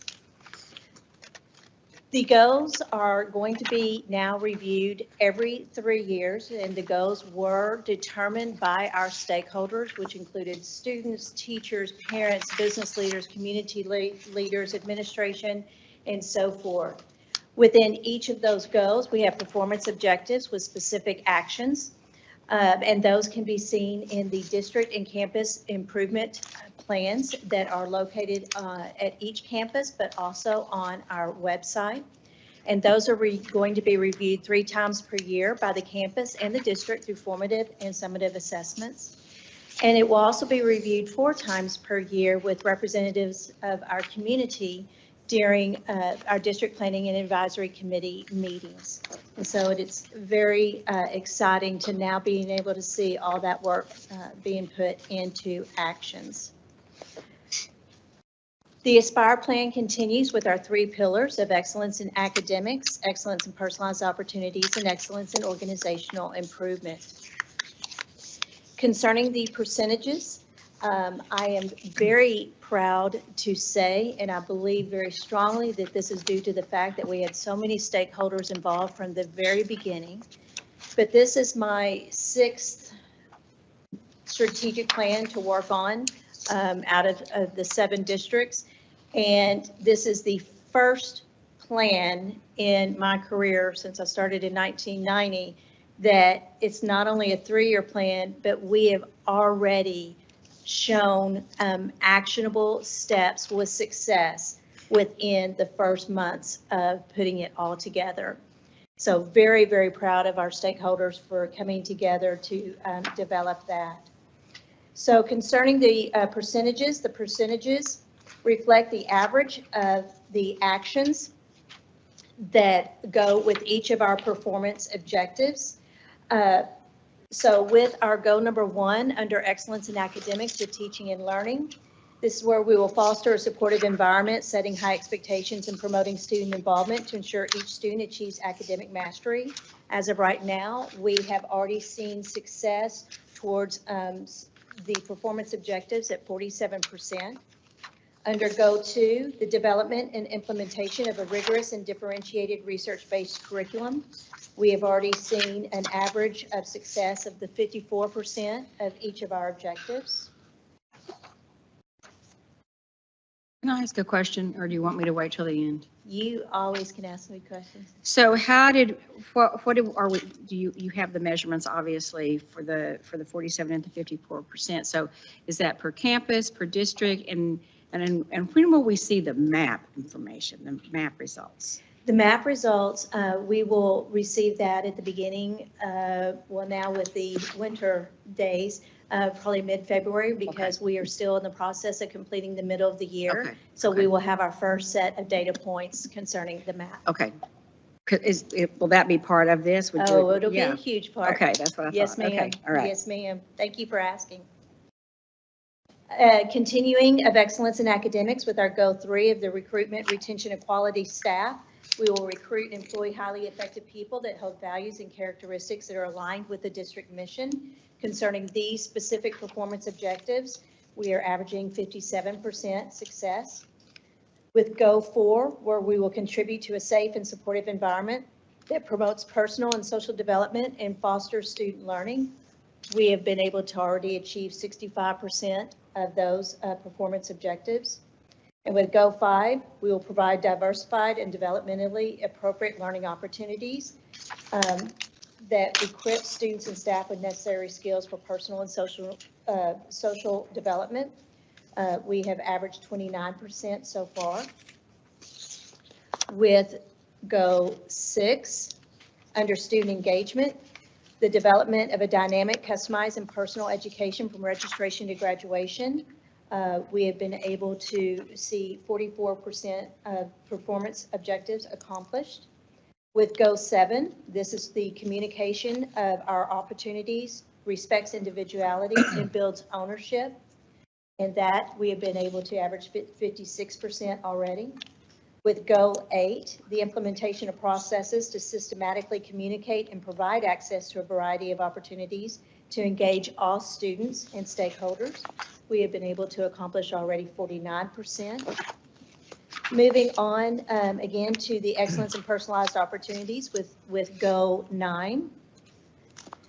With staff engagement, where our staff members feel valued and respected, opening up again those communication pieces with feedback loops is 76% of those performance objectives. With Go 10, staff to engage in purposeful professional learning aligned with the district's strategic goals, we're at 41%. And with family engagement, developing authentic family engagement that makes families feel heard, respected, and valued, we've been able to achieve 31% so far with those performance objectives. With Go 12, moving on to excellence in organizational improvement. This is where putting all of the systems that we have developed into specific processes in a generalized location. And so with Go 12, creating interdependence between campuses and departments that ensures efficiency across the organization by creating standardized guidance documents. And you're noticing that we have completed 5%, and that is we are putting all of our processes together, finding all of them, putting them all in alignment. And with Go 13, ensuring efficiency across the organization by developing and maintaining a centralized information warehouse. We have been able to accomplish 5% of those performance objectives. And then our last three goals in organizational improvement, our final pillar, under safety and security, providing a safe and orderly learning and work environment for all. Very excited about already achieving 48% of those performance objectives. With Go 15, implementing and rigorously enforcing safety and security policies, procedures, and laws. And we are very grateful for our newly developed police department because we have been able to put many processes in place. So we've been able to achieve success on 53% of those performance objectives. And our final objective, as you have been able to see tonight, is we will demonstrate a high level of financial responsibility by maintaining accurate and appropriate records, financial transparency, and budgetary control of funding and expenditures. And we've been able to achieve 55% towards those performance objectives. So again, just very excited to be able to present this information for the first time with our new strategic plan. But more excited that for the first time in my educational career, that with the strategic plan that we have already made movement in every single category, pillar, and goal. And that is not the norm. So very excited for our stakeholders. Thank you. So I still have some questions. Absolutely. Okay. So I know, I understand we have the goals and then we have benchmarks. I know you don't call them benchmarks, but the things underneath. So how do we know, how are you arriving at the 47% or the 54%, or how can you, I don't know if anybody else has that question, but. Same question. What are those performance objectives? Yeah, So how do we get to the that? performance objectives is what you saw at the last board meeting with the district improvement plan and the campus improvement plans. Those were all the performance objectives and all the action steps that were under each one. Right. There are quite a few. And so like with Steve was asking about, are we going to be going through every single one of these at the board meeting? We're not going to be going through every single one. So overarching, taking a look at the average of all of the performance objectives underneath each goal. And that is where the average came in. Okay.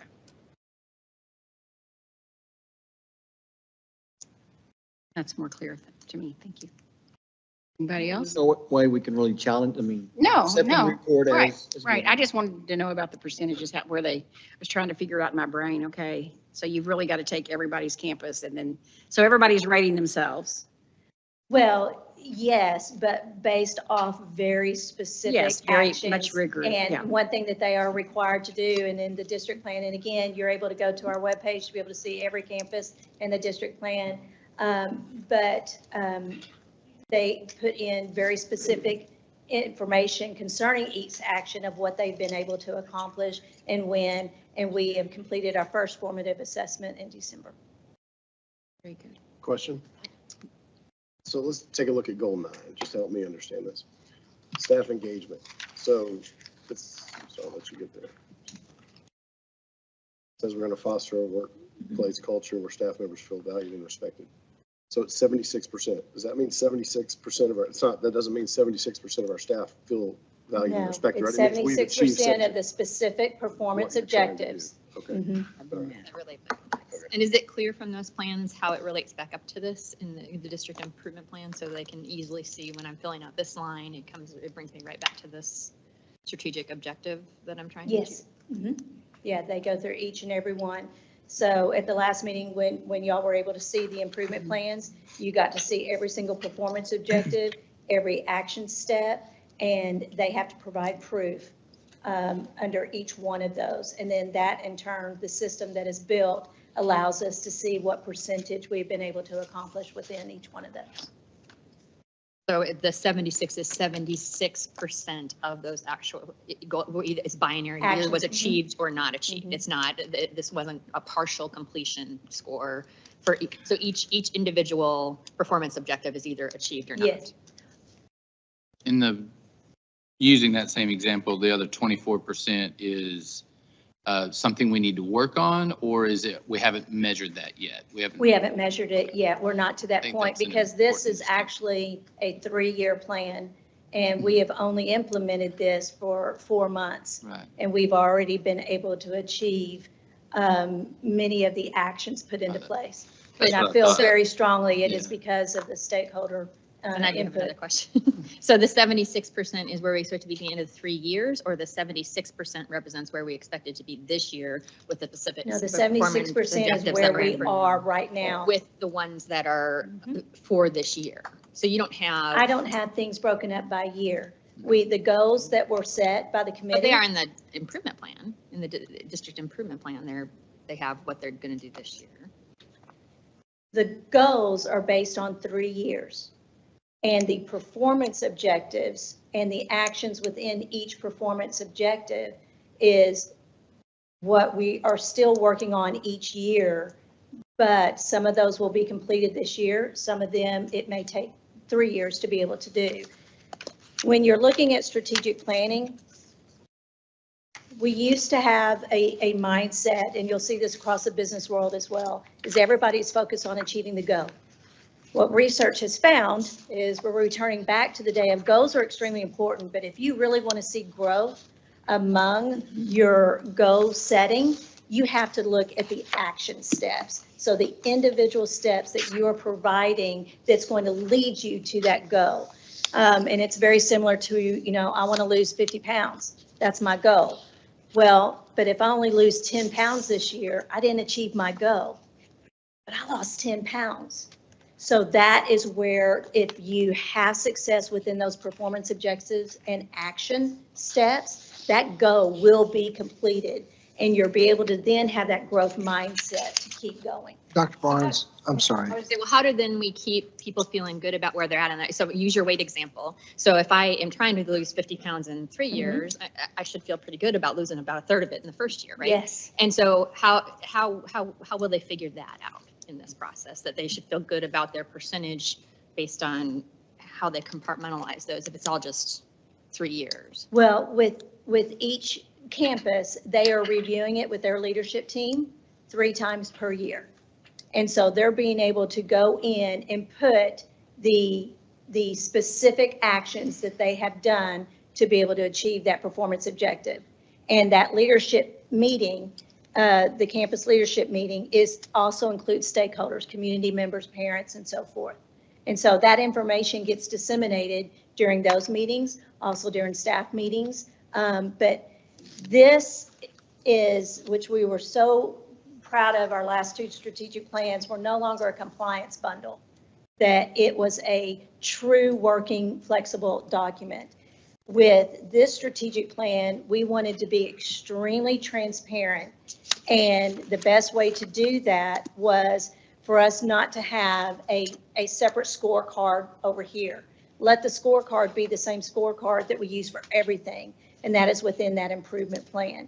And so that is being disseminated, analyzed, and feedback provided 3 times per year at the campus level, at the district level 4 times per year. Dr. Barnes, I think what I'm new, so I'm coming to understand that this, if I see a 76%, what that means is that we have completed and accomplished 76% of the action steps toward that performance objective. But I think what maybe, and y'all tell me, but I think maybe I'm hearing a need for, if I've completed 76% of the action steps, does that translate to we're moving the ball academically?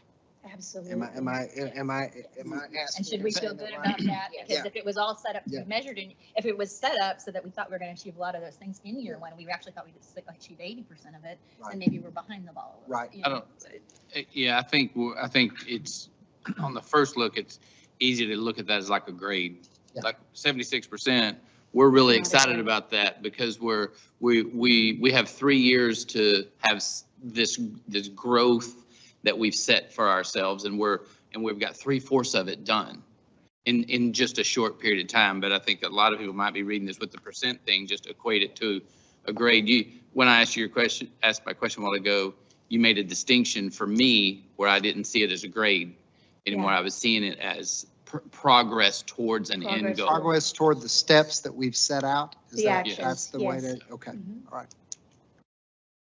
So I think that may be something we need to look at is to make sure that. That's what I was thinking. I think some sort of way to understand is this the progress we're expecting? Or are we a little bit ahead of the project or a little bit behind, like? We're definitely ahead. You're ahead on everything. Yes, which is not common at Well, all. and that's very clear from you looking at it, and probably very clear if you sat maybe in those meetings. It might not be as clear for us looking at a report or a principal looking at a report from a different campus when they first come to that, or something like that. So maybe there's a piece we could add. Yes, ma'am. Yes, ma'am. I'll have some additional discussion with our team, and then we can talk about ways that we can make it clear as to what those particular percentages mean, and if we should feel good about the progress that we're making on those. So, absolutely. Yeah. Thank you Anything else? for that. I think that's a lot of work and a lot of progress. I appreciate what the work you and your team are doing on that. Thank you Absolutely, so and And please I do pass it on. love that it's tied to the district, like, so it's one plan that we're working on, not a separate. And please, thank you and your staff, and well as all the other principals in the schools for all their hard work. We appreciate it. It's because we don't always, just as we have questions, doesn't mean that they do. Okay, now we'll move into action items, and our first one is Dr. Hollingsworth, setting the 25-26 board meeting dates. Yes, ma'am. Thank you, Madam President. And I would just draw the board's attention to our board packet on page 161. You'll see the dates that we have proposed for the 25-26 school year. It's very reflective of what we've seen traditionally in Eagle Mountain Saginaw ISD. We have our regular board meetings on the 4th Monday of each month, except for months where we have holidays, or in the case of January, we have our TASA Midwinter Conference that sometimes conflicts with those dates. But you see those dates presented, and we would urge the board's approval. Move we approve the 25-26 board meeting dates as presented. Motion by Steve, second by Paige. Any discussion? I will just point out the TAZA meeting, I think I'd shared that with y'all, the date in there. Change. Because, yeah, Dallas Convention Center wasn't ready, and we're in Houston anyway. Oh, yes, sir. Whoopee. Yeah, going to Houston. Okay, any other discussion? All in favor?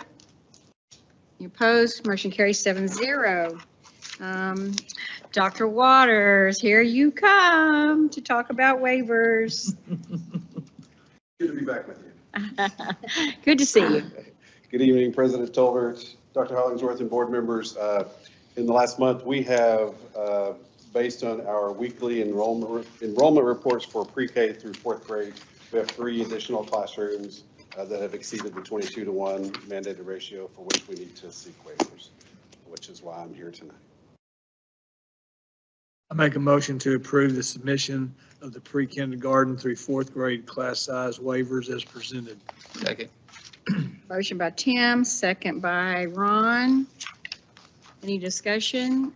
Yeah, I'm not really happy with Me this. either. I would like to know how many waivers now we have asked for this year. This You year, by I year, believe, by I believe this puts us at 101.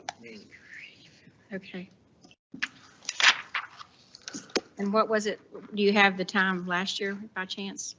We ended last year with 81. More days. We ended with 81. And we were at 73 at this point last year, so we're about 30, almost 30 more than last year for January.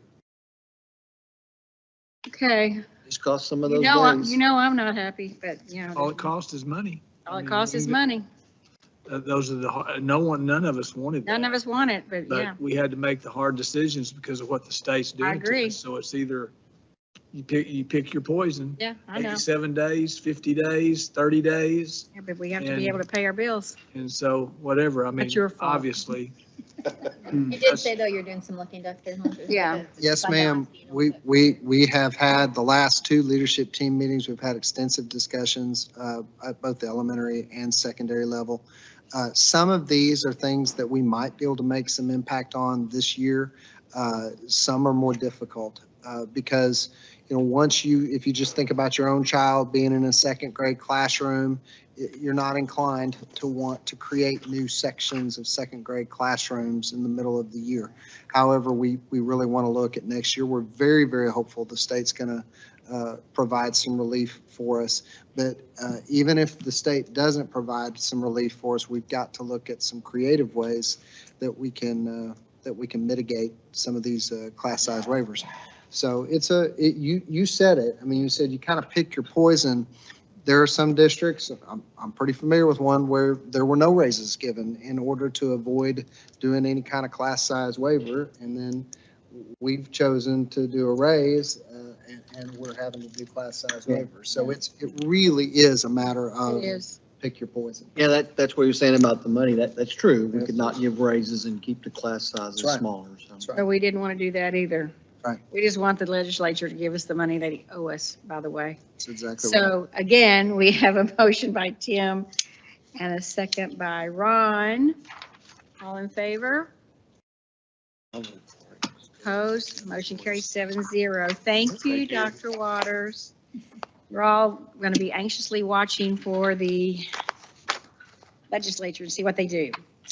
So now our next action item is to conduct a public hearing. So at this time, on behalf of the Eagle Mountain Saginaw ISD, I declare an open hearing on the Texas Academic Performance Report in compliance with Texas Administrative Code Title 19, Chapter 61, Subchapter BB, Commissioner's Rules on Reporting Requirements, Section 61.1022C, Texas Academic Performance Report.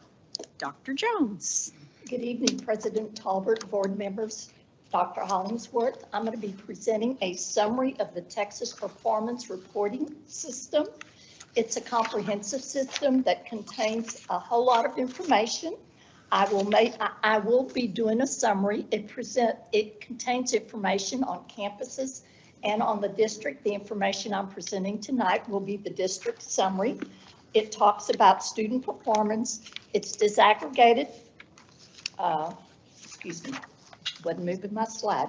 It's disaggregated by student groups, extensive information on staff, programs, and student demographics. We will have it. It is posted on the district website. It is, we have to have it available in our campus libraries and offices, and it is available on the TEA website. This is a content summary of everything you can see there. You can see it by grade level. You can see it in student groups, all of the STAR performance, participation, attendance, dropout rates, and graduation rates. We have the CCMR indicators, anywhere from the TSI to dual credit to our industry-based certifications, all the ACT, SAT, our AP tests, the number of students who attended a public university after they graduated from high school 1 year later, that they enrolled within that first year, I'm sorry. Student information, this is all of the demographics, anywhere from ethnic distribution to economics to the different programs students are in, to retention, as well as class size, which we just discussed. Staff information, it talks about our total staff, it talks about their experience, it has the average salary, turnover rate, any kind of information you want, it's there. It also has the class size average for the district there. It talks about student enrollment in the bilingual, CTE, gifted, and special ed, as well as the teachers in those programs. And I'm going to begin by talking about the accountability of our academic performance. This is done by approaches, meets, and master's grade level. The blue is the state, the gold is our region, and the maroon is our district performance. As you can see in third grade reading, we were at 71%. Fourth grade, we were at 78%. In fifth grade, we were at 72%. We are below the state and the region there. In the meets level, and remember, federal accountability, and we talked about domain 3 at the last board meeting when we were talking about performance. This is what the feds look at as passing. So meets is very important for our schools as they work on student performance. In the third grade, this is still reading, we were at 44%. Fourth grade, 47, and fifth grade, 47. Again, a little bit below the state and the region. And at the master's level, it was 17%, 18%, and 21%. Again, a little bit below, in some areas, a little bit more than that from the region and the state. In the area of mathematics, 68% for third, 64% for fourth, 72% for fifth grade. Once again, below the state a little bit in all three grade levels. In meets performance, we were at 38%, 39%, and 44%. And you can say the different levels in comparison to the state and the region. And masters, we were at 11%, 15%, and 14%. And if y'all have any questions as I'm going through it, please stop me. Fifth grade science. Approaches was 51%, 21% for meets, and 7% for masters. For middle school, reading language arts area, you can see the sixth grade, 77%, seventh grade, 75%, eighth grade, 83%. We're at or above the state and region in all three areas. For the meets level, we're at 58%, 55%, and 58%. Again, right there with them or a little bit above. And then for masters, 24, 27, and 30%, a little bit short or right at where the region and the state performed. In the area of mathematics. Do you have a reason why our elementary reading would be below and then our middle school above? Is there some? Do I have a reason? Do you have any hypothesis about that? I would think that part of that is our middle schools work really, really hard because they're specialized in their content area.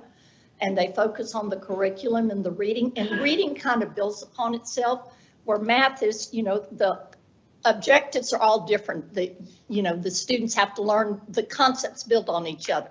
In reading, you do build concepts, but it's the same. Comprehension is comprehension, summarization, and all of those skills. And so we just kind of build upon it. And the fifth grade, if you see, fifth grade usually does a better job. And I think part of that goes back to the old, we used to require them to have to pass one of 3 tests in order to be promoted. And I think some of that mentality is still there a little bit, because if you look, many times our 5th and 8th grade students perform a little bit higher than the other grades in those feeder patterns, whether it's elementary or middle school. Okay. Math. When we're looking at 7th grade math, I need you to remember that our 7th graders in our advanced class take the 8th grade test. So we have a dip there. Not everybody in the state does that. So our 7th graders were at 39%, and then our 8th graders again at 72%, who are right there with the state or a little bit above the region. At the meets for math, once again, 32%, 18%, and then 8th grade 44%. 8th graders with the 7th graders, advanced students there were performing very well. And then the meets master's level, 8%, 2%, and 15%. In our science, 70%, 41%, and 15%. So we're pretty much staying there with the state and the region for approaches a little bit below in the other 2 areas. Social studies, 61%. 31% and 14%. Again, right there with the state and the region for approaches. English EOC, 73%, 55%, and 16%. And you can see we're a little bit above the region and this state in all those areas. English 2, 80%, 65%, and 9%. Once again, above. And then in the master's area, we're right there with the state and the region. Algebra 1, 81%, 41%, 21%. Performance is right there with the state and the region, a little bit below in masters and meets. In biology, 90%, 54%, and 14%. We're kind of right there, a couple of points below. At U.S. history, 95%, 71%, and 38%. Once again, performance is very close to the state and the region. Attendance rate. Our attendance rate is 93.3%. That was the same for the state. And then we're a little bit below the region. This is not last year, it's the year before. A lot of the data is, a little bit behind by the time we get it for accountability purposes. Our dropout rate is 0.2 for 7th and 8th grade. We want that to be the lowest. That's a good thing. And then for 9th through 12th grade, it's 0.3%. And once again, we're way above the state, or way below the state and the region, which is where we want to be. For graduation, we look at 4 years, 5 years, and 6 years. Our rate is 97% for 4 years, 97% for 5 years, and 97.7% for 6 years for our cohort. And so we're above the region and the state there in all 3 categories. Our CCMR is 68.1%, and that was the class of 23 that graduated, and we are below the region and we are below the state on that. Our SAT results at or above criterion level, we are below the state and we are below the region on that. We are at 23.8%. We are required by statute to publish our annual report on violent and criminal incidences at the campus and the district. So here we are with our controlled substances. You can see that with 156, 16, and this is actual numbers. This is not percent. Our alcohol, 13 terroristic threats, 16 assault district employees, 133 assault non-district employees, and then 1,040 fighting. And these were actually from referrals that were written last school year. And then we're required to report on our students that are first enrolled after graduation from high school. And the most current is the 2022. And you can see there that 38.5% of our students are in a 2 or 4 year college, and 20.8 are in a 2-year college, and 17.8% are in a 4-year college. Now you need to remember this is Texas public colleges. It is not private schools in Texas, nor does it include any students that go to a school outside the state of Texas.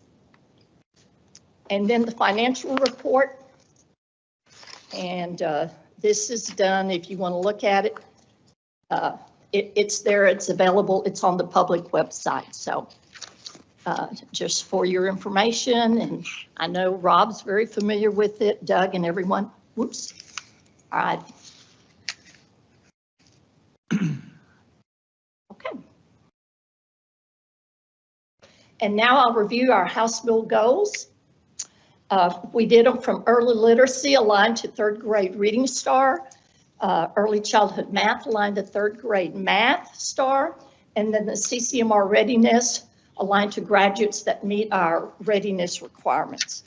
Our goal was to be at 55%.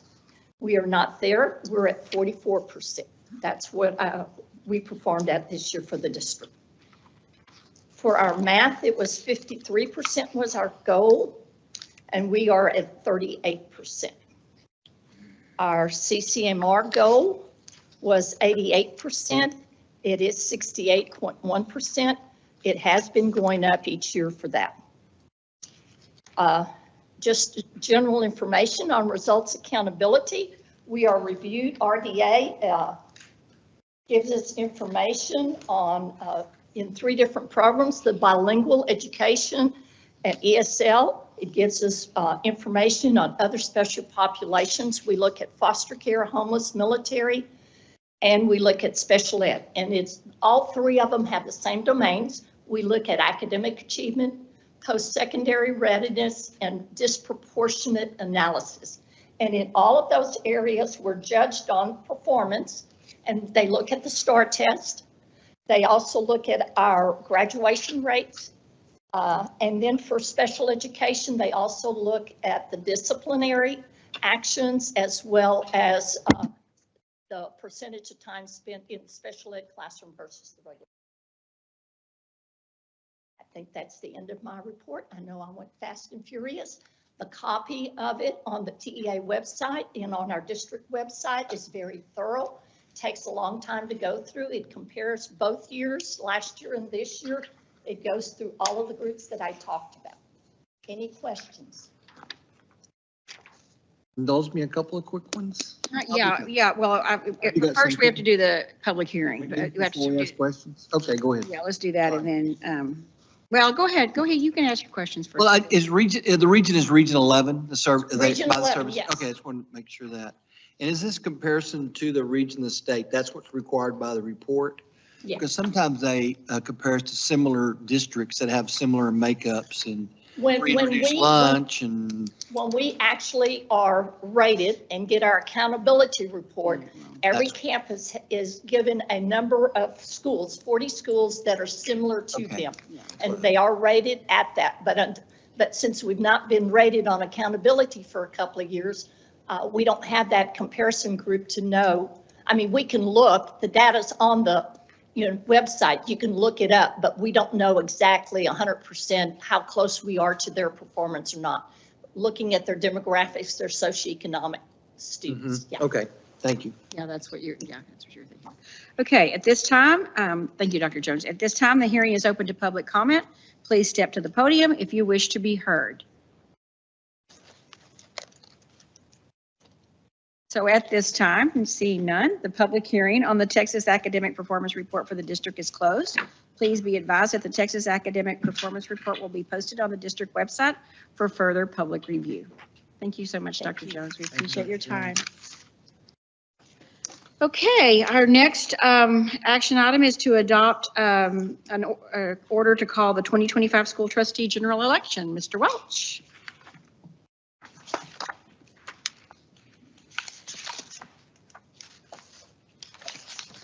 Trustees, as you have in your packet, places 3, 4, and 5 currently held by Tim Daughtry, William J. Bowes, and Stephen G. Newcomb respectfully expire this year. And so the administration recommends the board adopt the order of election for the trustee general election on Saturday, May 3rd, 2025, as presented. So moved. Second. Is that you? Is that you? Okay.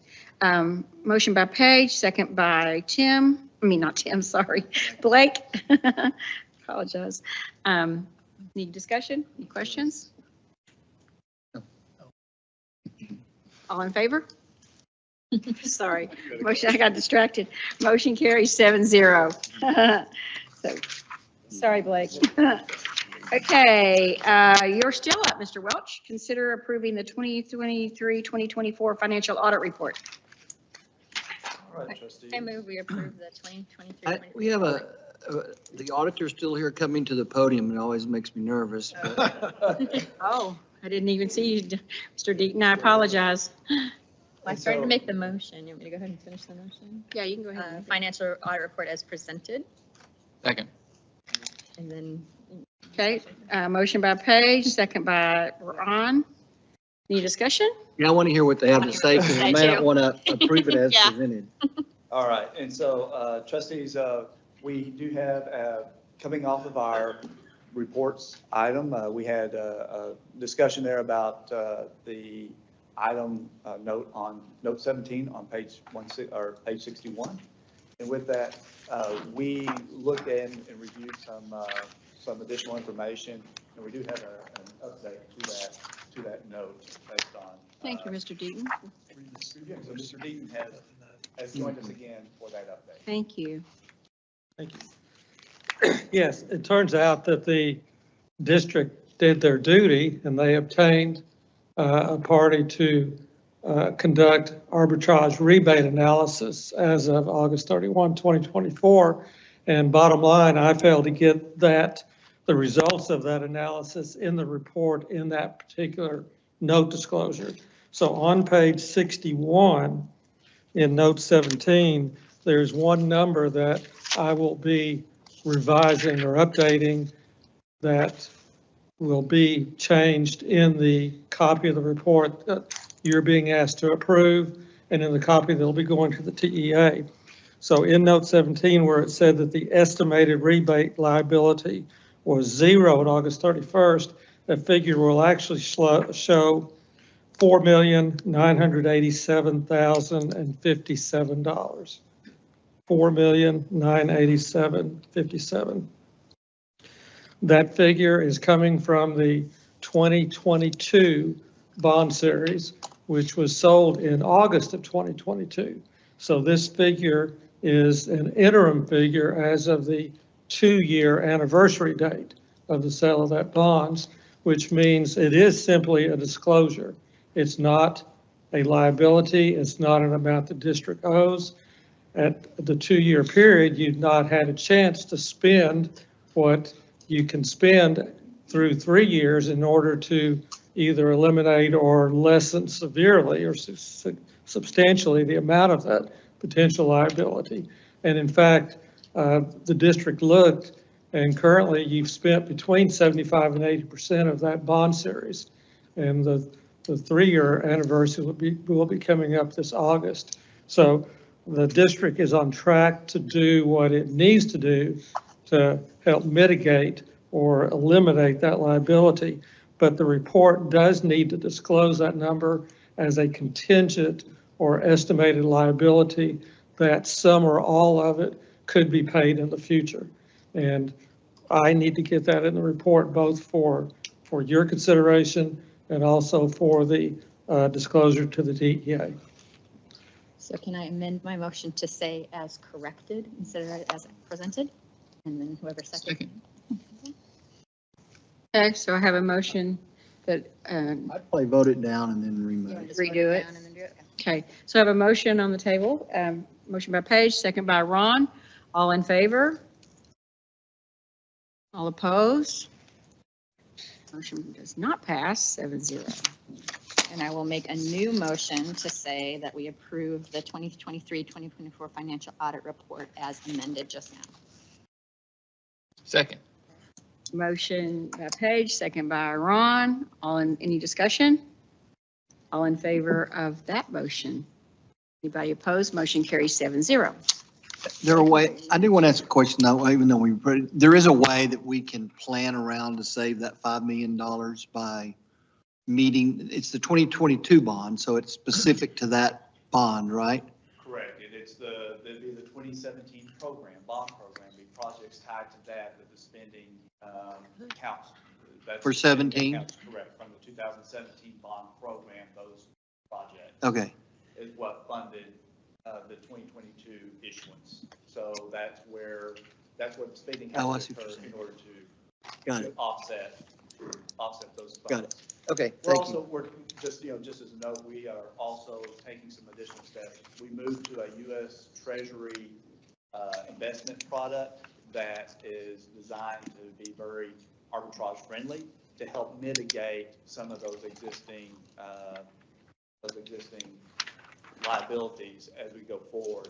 Again, try to get this down as much as we can, if not eliminated through other means. But we're also dealing with the same thing as we look forward with the 2024 issuance, which is generating some of the money that we invested and saw those interest earnings in in our recent audit report. That's part of that 9.4 million. But are we getting less money if we do that? Is the interest rate lower? I mean, why would we if we can spend it? Why wouldn't we take the higher number if we're going to plan on getting it spent within the time frame? It works to offset the existing liability and get it down. As far as moving forward, it puts us at a point that because they don't count towards arbitrage, so we're actually maximizing beyond what we can do under arbitrage because it's basically arbitrage exempt. It's less than what's out there on the market, but if we go to the market, then we're actually going to pay back more than we can get through what they call state and local government series, which we refer to as SLUG. But wouldn't we plan not to pay back anything? Is that possible? It's contingent right now. Is it possible to not owe anything? It's possible. It's possible. We have some small liabilities for some prior bonds, and we may still have some liabilities on these. It's possible to eliminate it. I don't think we'll be able to eliminate entirely. Really? But we're going to mitigate it as much as we can in this environment. It's a great environment for making interest and that interest revenue. We're trying to maximize it and eliminate as much of the liability that gets generated. So. Okay, thanks. So we have a arbitrage consultant partner that we're working with that helps us manage that. Thank you, Rob. Thank you, Mr. Deaton, for coming back and explaining it to us. We appreciate it. Thank you. Okay, Rob, I think you're still up about payment of employees during winter weather. All right. So we do have the resolution before you. With that, winter weather caused the district to close the day of January 9th and 10th, 2025, with adequate contact minutes remaining in the 2024-2025 instructional calendar. The district will not need to make up these days of closure. With the understanding that the school was closed for the safety of students and staff, we recommend the board consider approving the resolution providing for payment of employees of the district to hold harmless in pay for these dates and any additional weather this year. So moved. Motion by Ron. Second. Oh, sorry, I didn't hear you, Tim. Okay, motion by Ron, second by Tim. Any discussion? All in favor? Motion carries 7-0. You're up for premium pay during winter months. Absolutely, and as a follow-up item to that previous resolution, per policy DBA local, the district may pay premium pay to certain groups of non-exempt employees for their essential duties during the above period, and with approval of the board via resolution. And just as an example, our facilities team physically inspected the approximately about 5 million square feet of facilities, and they went in, identify and mitigate any damages from the weather, and we got through it very well. The cost for this premium pay is less than $8,000 to make that happen, which is a great investment to protect what could potentially happen over a week. I move we approve the resolution of payment from employees during the period as presented. Second. Motion by Steve, second by Tim. Any discussion? I have All a in- question. Okay. So we had a maintenance team that did the inspections, like, as the weather was happening to make sure there wasn't like catastrophic damage or something we couldn't avoid. Absolutely. That's exactly what happened, Mr. Franklin. And Yeah. I can't say enough about Cleet and his team, and those folks are just exceptional. And they check every single building to make sure we don't have broken pipes, all the things that are going on. Very thorough. I've been very, very impressed with the team that we have. It's something we should all be very proud of. They definitely take Nicely done. ownership Awesome. in the district and the facilities that they take care of, no doubt. Thank you, Clete, and please thank all everyone that works. I'll let the team know. Yeah, thank you. And Dwayne heard that, he's out here. He heard it. So again, did we pass that? Haven't voted We yet. haven't voted, have we? Okay, any other discussion? Okay, I thought I had seen Steve. No, no. Okay, all right. All in favor? Any opposed? Motion carries 7-0. I just was reading that last motion because Rob said in any future closings, and I don't think the motion does say that. We approved it, I think the motion as is in our book, but I don't see where it mentions any future closings. It just has the dates 9th and 10th. Okay. It doesn't for the premium pay, it did for the other. Okay. Just making sure. Thanks. Okay. Okay, Dr. Curran? President Tolbert, Dr. Hollingsworth, members of the board, I'm bringing to you for your consideration a job abandonment by fourth grade teacher at Lake Point Elementary, Chelsea Nunley. You can find this on page 225 of your board book. At this time, I'm happy to answer any questions you may have. Was she notified that this would be brought before the board? Yes, sir. She was notified verbally, and she also received 2 forms of written communication, one electronic and one via certified mail. I make a motion that the board find that good cause did not exist under section 21.105C2 of the Texas Education Code for Ms. Chelsea Nunley to abandon her contract for the 2024-2025 school year. The board did not consent to her resignation, and the board authorizes the superintendent to file a complaint with the State Board of Educator Certification to seek sanctions for her abandonment of contract. Motion by Tim, second by Paige. Any discussion, questions? All in favor? Any opposed? Motion carries 7-0. Thank you, Dr. Curran. And then Mr. Mogan, you have another teacher abandonment? Yes, ma'am. Good evening, President Tolbert, Dr. Hollingsworth, members of the board. I also have a job abandonment for your consideration this evening. It's on page 226 of your packet. Miss Christiana Lee from Saginaw High School did submit a resignation in December before the Christmas break, and she was not approved to leave her position and has not been back since. So happy to answer any additional questions that you may have. And again, she was notified and understands that the conditions of her not returning according to her contract would be that we would file this complaint. Yes, sir. I spoke to her myself, and she received the communication from our department. She was very well aware. Yes, sir. Thank you.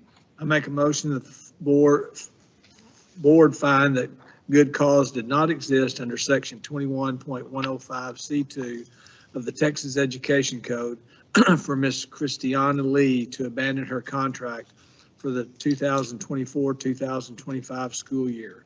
The board did not consent to her resignation, and the board authorizes the superintendent to file a complaint with the State Board of Educator Certification to seek sanctions for her abandonment of contract.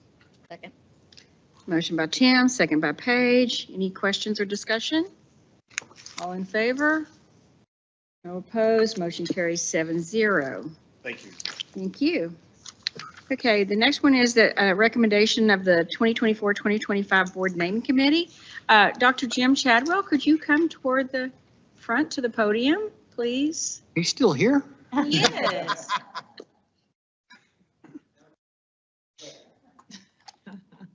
So the Board Naming Committee, who is Mr. Tim Daughtry, Mr. William Bowes, and myself, want to bring forward a recommendation to name the portion of the Marine Creek Trail extension that stretches through EMS property as the Dr. Jim F. Chadwell Marine Creek Trail Extension. This trail is a project of the City of Fort Worth Parks, and a portion of the trail stretches through the land behind the Discovery Labs at the EMS ISD Dr. Jim F. Chadwell Administration Building. As EMS ISD owns this property, the Board of Trustees has the authority to name the extension as it deems appropriate. And Dr. Chadwell, in collaboration with the City of Fort Worth Park and Recreation Department and TCU's Public Health Nursing Clinical course, played a key role in the successful opening of the trail extension in spring 2023. Fort Worth Council members Macy Hill, District 7, and Carlos Flores, District 2, along with the Director of the city's Park and Recreation Department, Richard Zavala, provided a jointly signed letter of support for this trail extension naming in honor of Dr. Chadwell. So the naming committee would like to approve the recommendation of the 2024-2025 Board Naming Committee as presented. So moved. Second. Motion by Blake. Second by Steve, was that right? Any discussion or questions? Do we know how long this extension is? Feet? I do not. Have you walked your? Got a picture of that. Is that Got a the? picture of it right in the there. white? Doesn't have, it's not to scale? About a mile and a half, I believe. Really? Okay, all in favor? All in favor? Bundle up. Anybody opposed? Well, no, I didn't get a chance to vote. Sorry. Yes, I approve. Okay, motion carries 7-0. Congratulations, Dr. Chadwell. We are very excited to. Get a picture with you? Yeah, of course we do. Yeah, thank you. Thank you very much.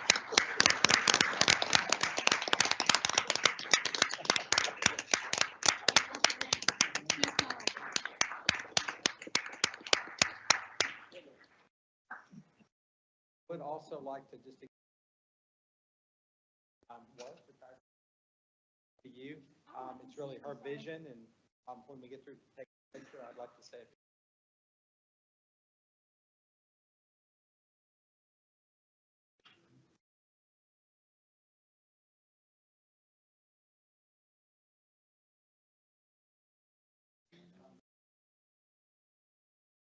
There you go, evidence, that's evidence. All the pictures you can.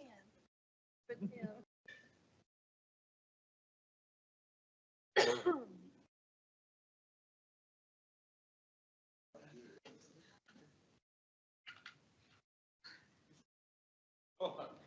Dr. Ponder, are you expecting to be out of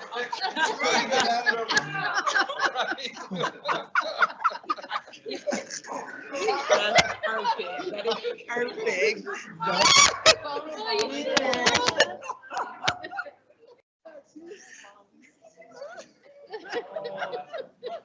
That's hilarious. All right, let's come over here.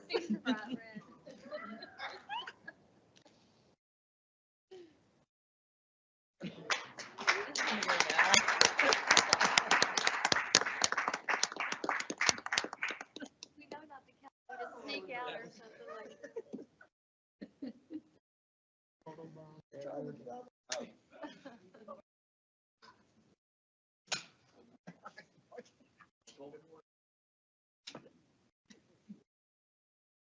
We don't usually allow the recipients to speak, do we?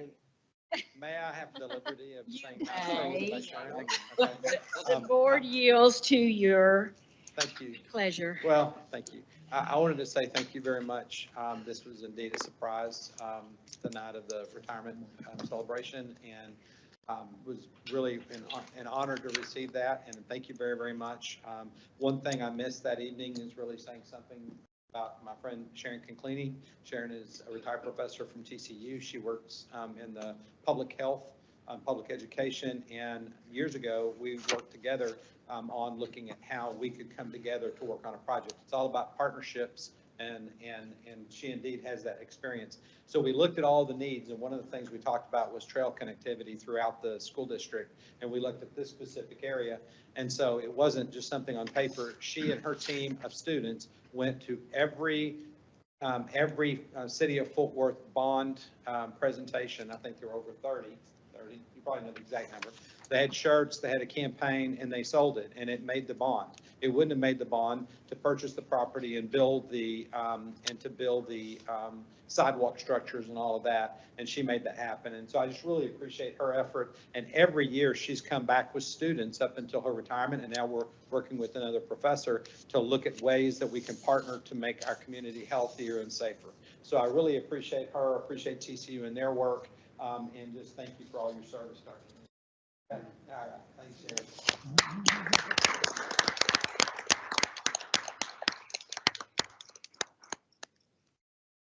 All right, our last action item of the evening is to consider approving the guaranteed maximum price for the roof and rooftop units. Mr. Lee, oh, you're already here. Good evening, President Tolbert, members of the board, Dr. Hollingsworth. The roof and rooftop unit package encompasses the replacement of mechanical equipment and various portions of the roof at Gilliland, Eagle Mountain Elementary, Bryson, and Boswell High School. This package will be the final of two packages presented to the board. The first package was the RTU package that was approved in the July board meeting of last summer for the total amount of $2,430,867. The roof and rooftop unit package being presented to you tonight will be recommended for a total of $16,420,224. So the total cost of the project will be $851,091.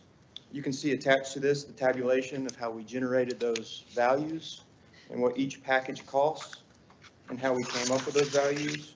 So again, the recommendation is to approve the guaranteed maximum price for the roof and rooftop unit package for the roofing and RTU replacements at multiple campuses for a total of $16,420,224. So moved. Motion by Tim, second by Paige. Any discussion or questions for Mr. Lee? Not much if you say it fast. Okay, all in favor? Motion carries 7-0. Thank you, Mr. Lee. We appreciate it. Thank you. Okay, next up is the routine monthly reports. Are there any questions about those? Seeing none, we'll move on to the 2025 board planning calendar. Dr. Hollingsworth. Thank you, Madam President and board. If I call your attention to page 275 in your board packet, if you're looking ahead to our February Board of Trustees meeting, just a few things I think that are notable. We will have our contract renewals for district employees, which is in keeping with where we want to be at this time of year. We'll also look at consideration for approval of computer replacement of teacher laptops. I've been very impressed with the technology infrastructure and investment that the district has made, and certainly those are well received by classroom teachers. And then another notable thing is we will approve, potentially the board will consider the approval of a proclamation supporting Celebrate Texas Public Schools Week, which I think is incredibly important, probably more important now than ever before, to recognize the importance of public schools in the state of Texas. We know about 90% of the young people in the state of Texas are educated in public schools. And there are a lot of things that distract folks from that fact. And vast majority of the people we all know went to public schools, and everybody at this dais, I believe. And so we changed lives through public schools. And so that's an important proclamation for us to consider next month. Okay, thank you very much. Okay, we have several items in the consent agenda. Madam President, I'd like to pull item D1, the marching band uniforms for Saginaw High School. I think I can pull it without a second, just to discuss Yes. it. You want to Okay. discuss it now? Yes, we can. We didn't get a chance to look at them. Now, we did get some pictures, I believe, that was Yes, we just, brought around to us. But in the past, when we approved Boswell's changes in Eagle Mountain Saginaw, we actually saw the Yes. uniforms to make sure they were with school colors. So I can't tell for that. I don't know. Does anybody else have any Looks like comments? there's 3 versions. yeah, there is 3 So- versions. I'm wondering which one it is, yeah. Well, I can just tell you as a former high school principal, I'm pretty familiar with the way these things work. They have different overlays that go over. And so it gives you a lot of versatility in how it is that the band director is able to organize his or her band during, throughout the season or for a competition or performance that they're going to. This one I do feel like is well representative of our crimson, red, and gold for Saginaw High School. I will tell you, band directors, they like black as a not for anything as any kind of a statement. I just know talking to band directors, they'll tell you black is a little more forgiving in competition in particular, because it's not as easy to see a misstep whenever you're out. This has been an actual conversation because I asked, why aren't we doing a black uniform at Grapevine High School when I was principal?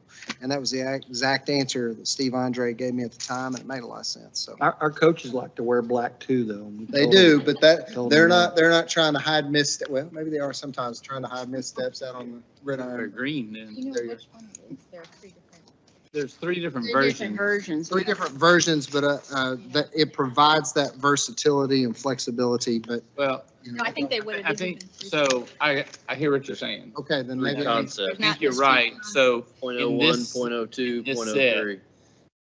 these are the 3 they would, Okay, they my can apologies. layer things, Okay. and then page 2 is like a different uniform.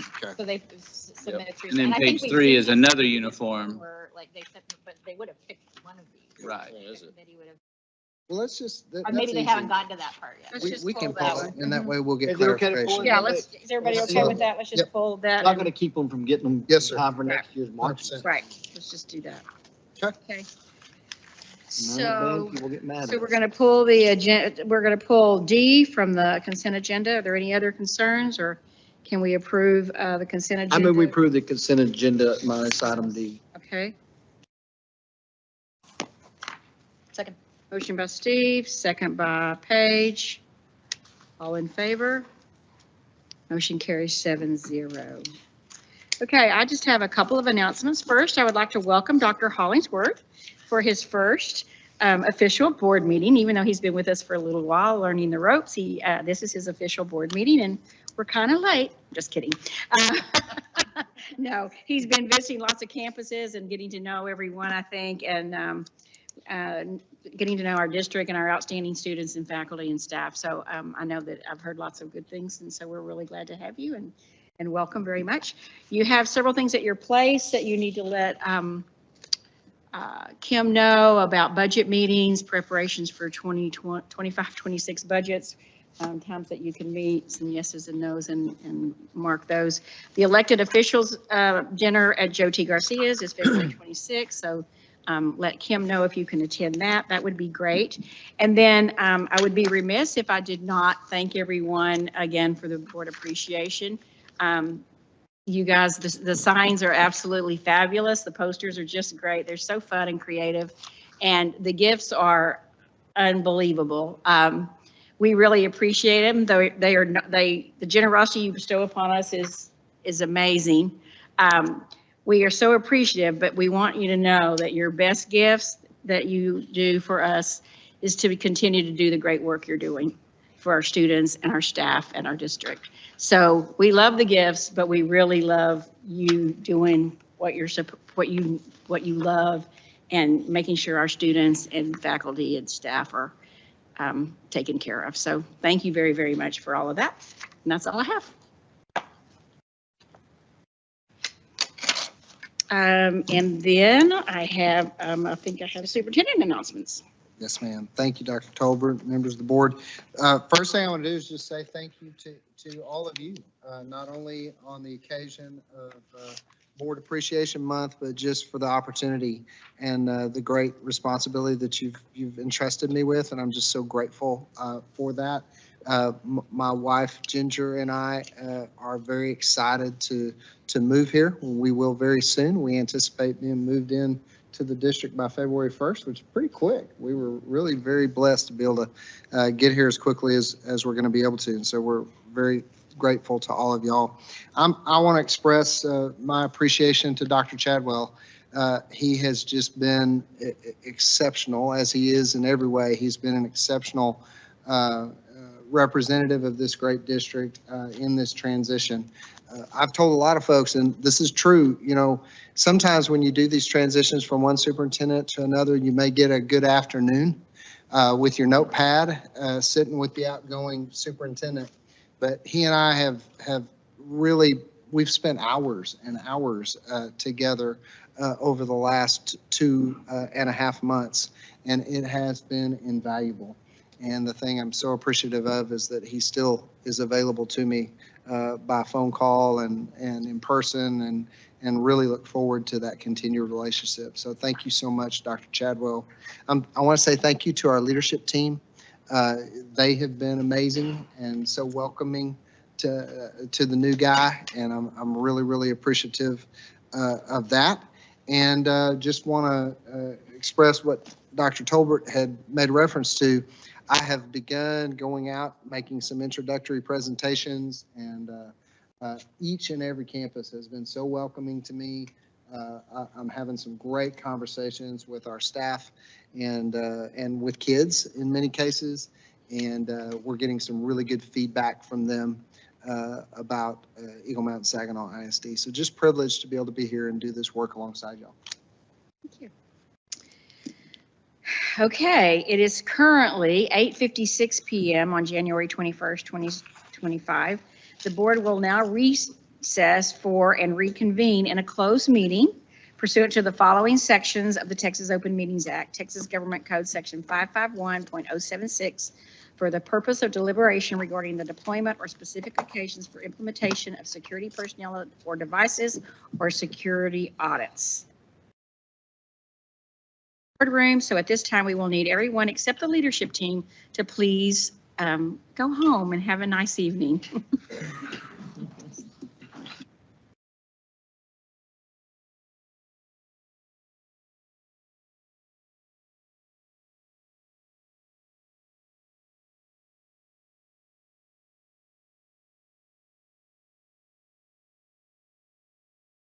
p.m. And we'll now consider the subject set forth in the posted agenda. The one thing that we had, we got some additional information that we had pulled from the consent agenda about the band uniforms for Saginaw High School. Do we have additional information about that anyone would like to provide? Oh, Taylor was, Rob's going to come up.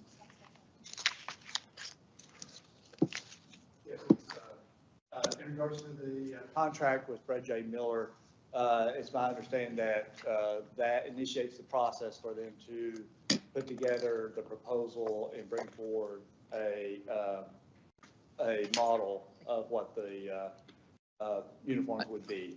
And so we have a long experience with Fred J. Miller. They have done a great job for us in the past. We would expect that they would continue to do so and meet our expectations and bring those models for a final, but this just kicks off that process, that design process with them by Wordman. But we've never had to do that before, right?